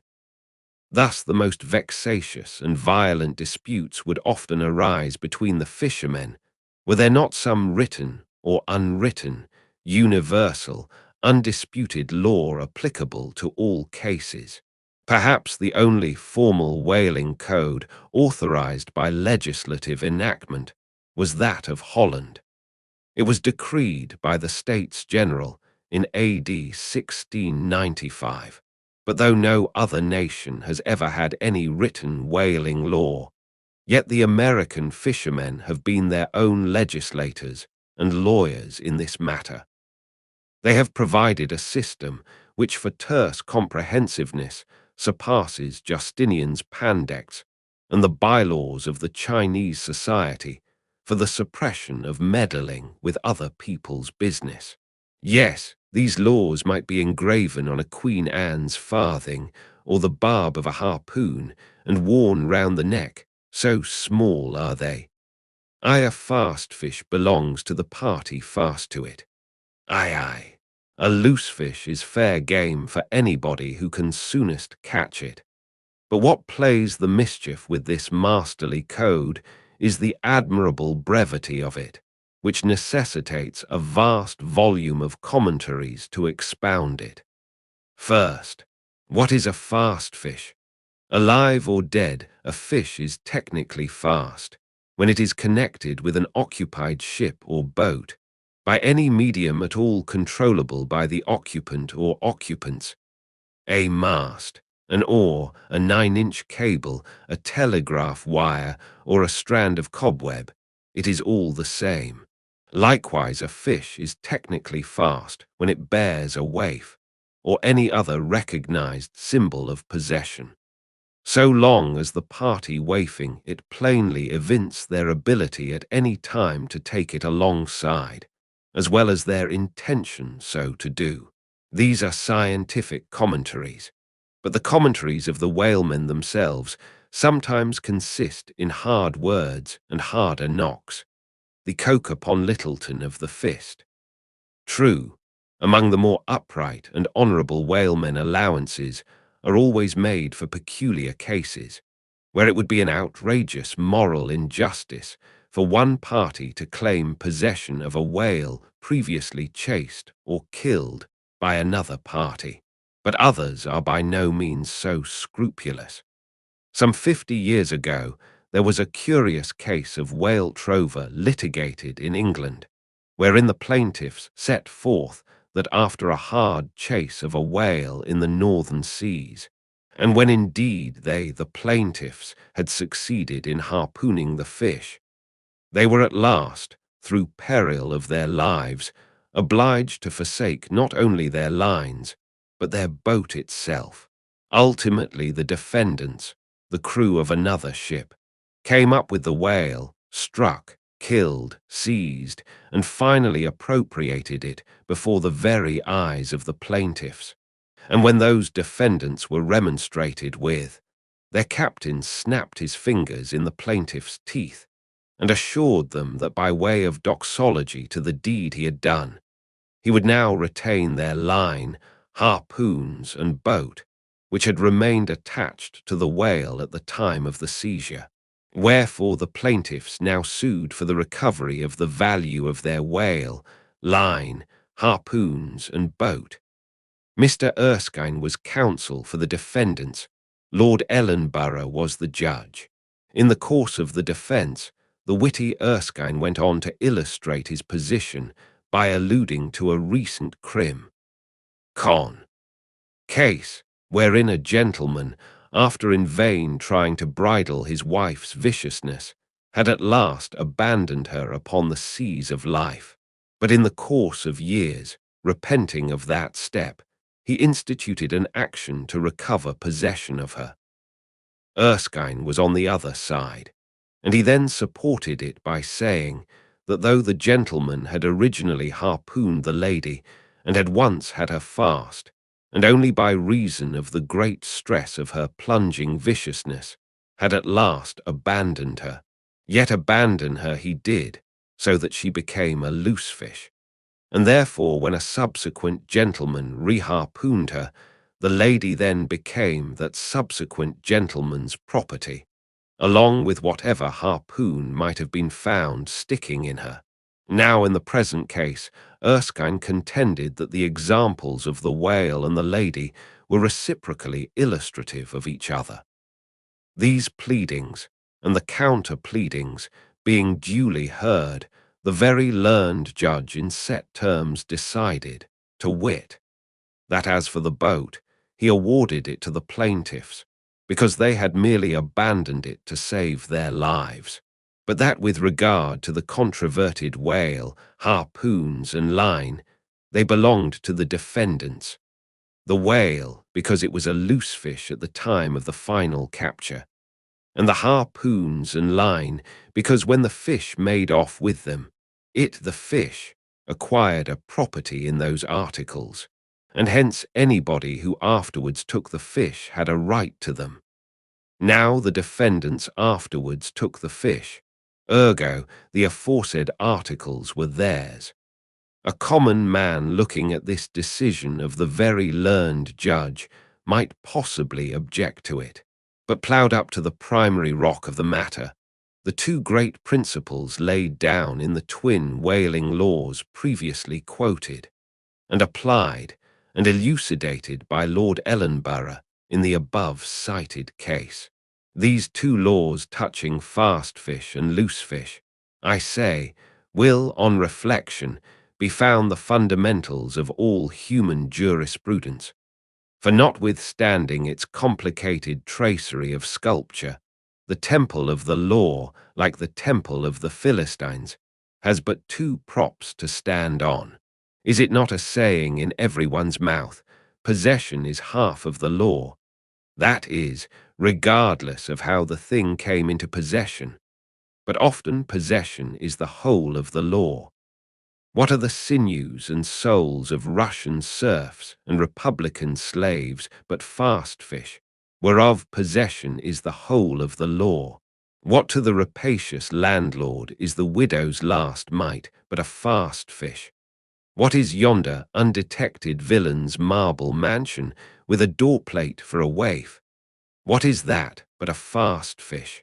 What is the ruinous discount which Mordecai, the broker, gets from poor Woebegone, the bankrupt, on a loan to keep Woebegone's family from starvation?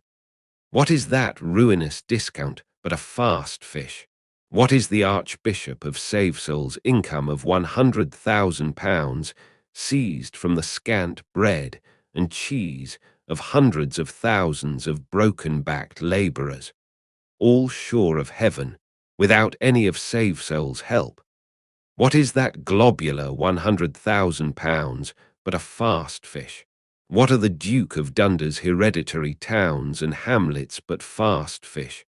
What to that redoubted harpooner John Bull is poor Ireland but a fast fish?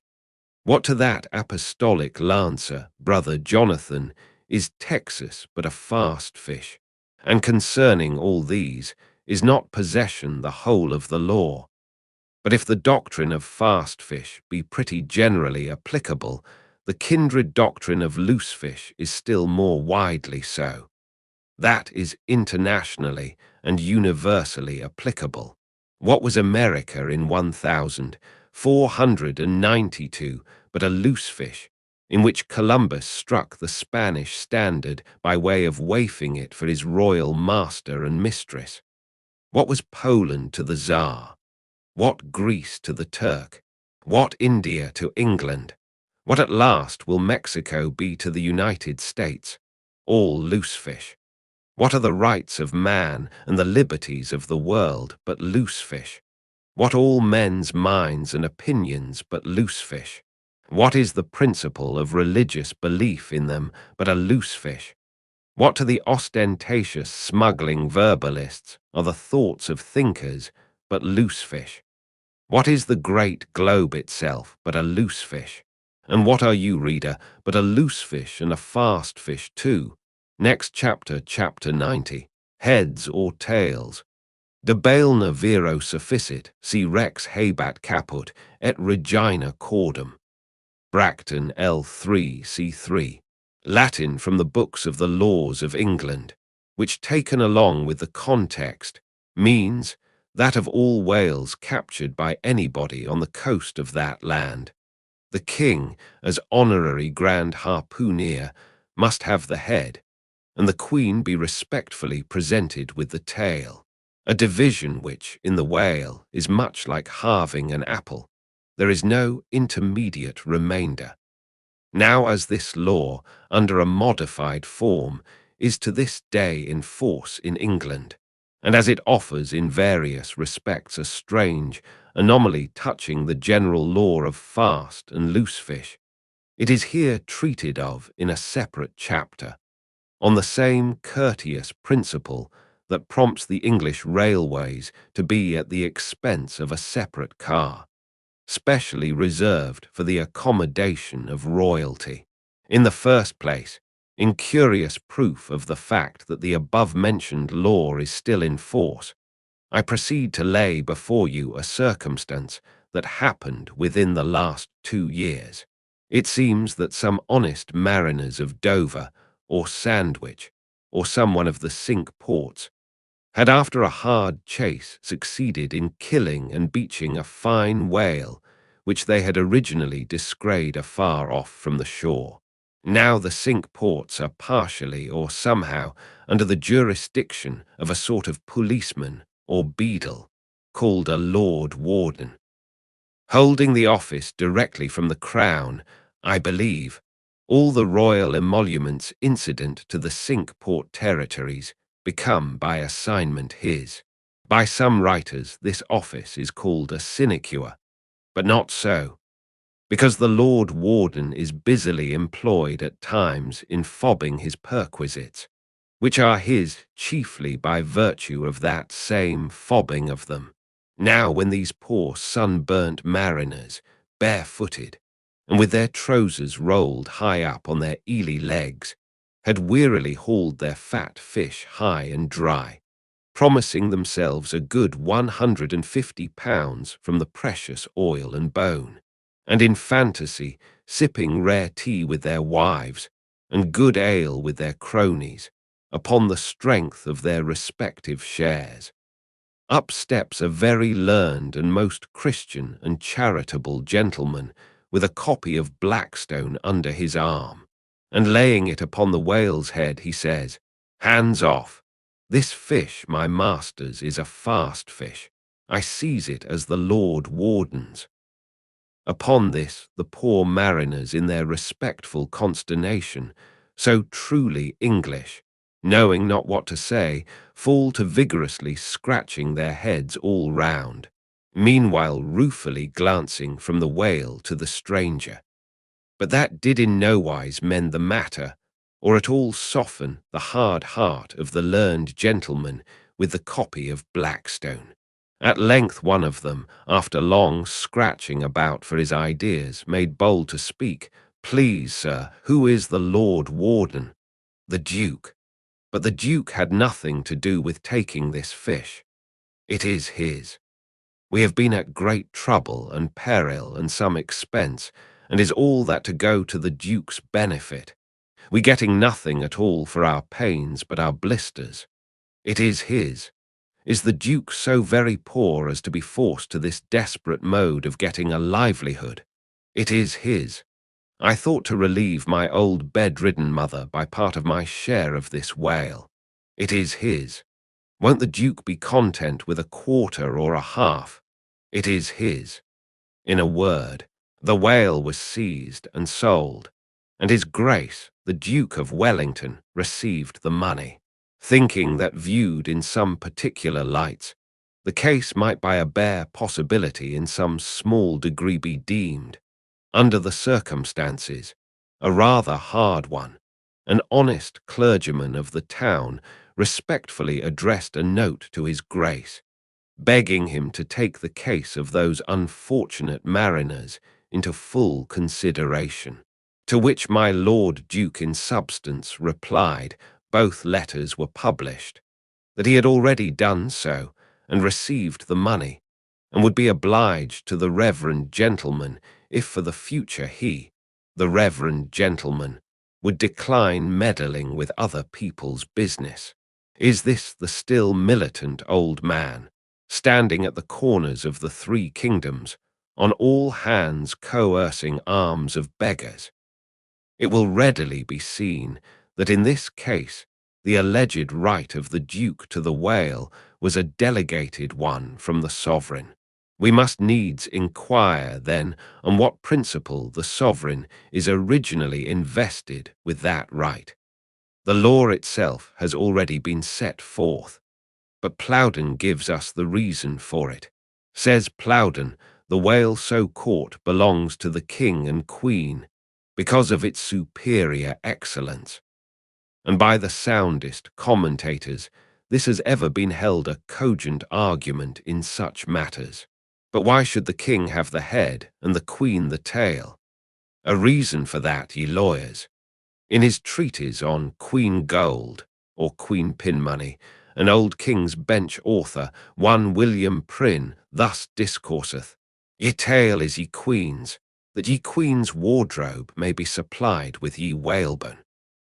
Now this was written at a time when the black limber bone of the Greenland or right whale was largely used in ladies' bodices. But this same bone is not in the tail. It is in the head, which is a sad mistake for a sagacious lawyer like Prynne. But is the queen a mermaid, to be presented with a tail? An allegorical meaning may lurk here. There are two royal fish so styled by the English law writers, the whale and the sturgeon, both royal property under certain limitations, and nominally supplying the 10th branch of the Crown's ordinary revenue. I know not that any other author has hinted of the matter, but by inference it seems to me that the sturgeon must be divided in the same way as the whale, the king receiving the highly dense and elastic head peculiar to that fish, which, symbolically regarded, may possibly be humorously grounded upon some presumed congeniality. And thus there seems a reason in all things, even in law, and that concludes our reading of Moby Dick, or The Whale. I hope you enjoyed it. If you did, please give this video a like. Share your thoughts in the comments, and subscribe for more free audiobooks. Don't forget the bell. Thanks for listening.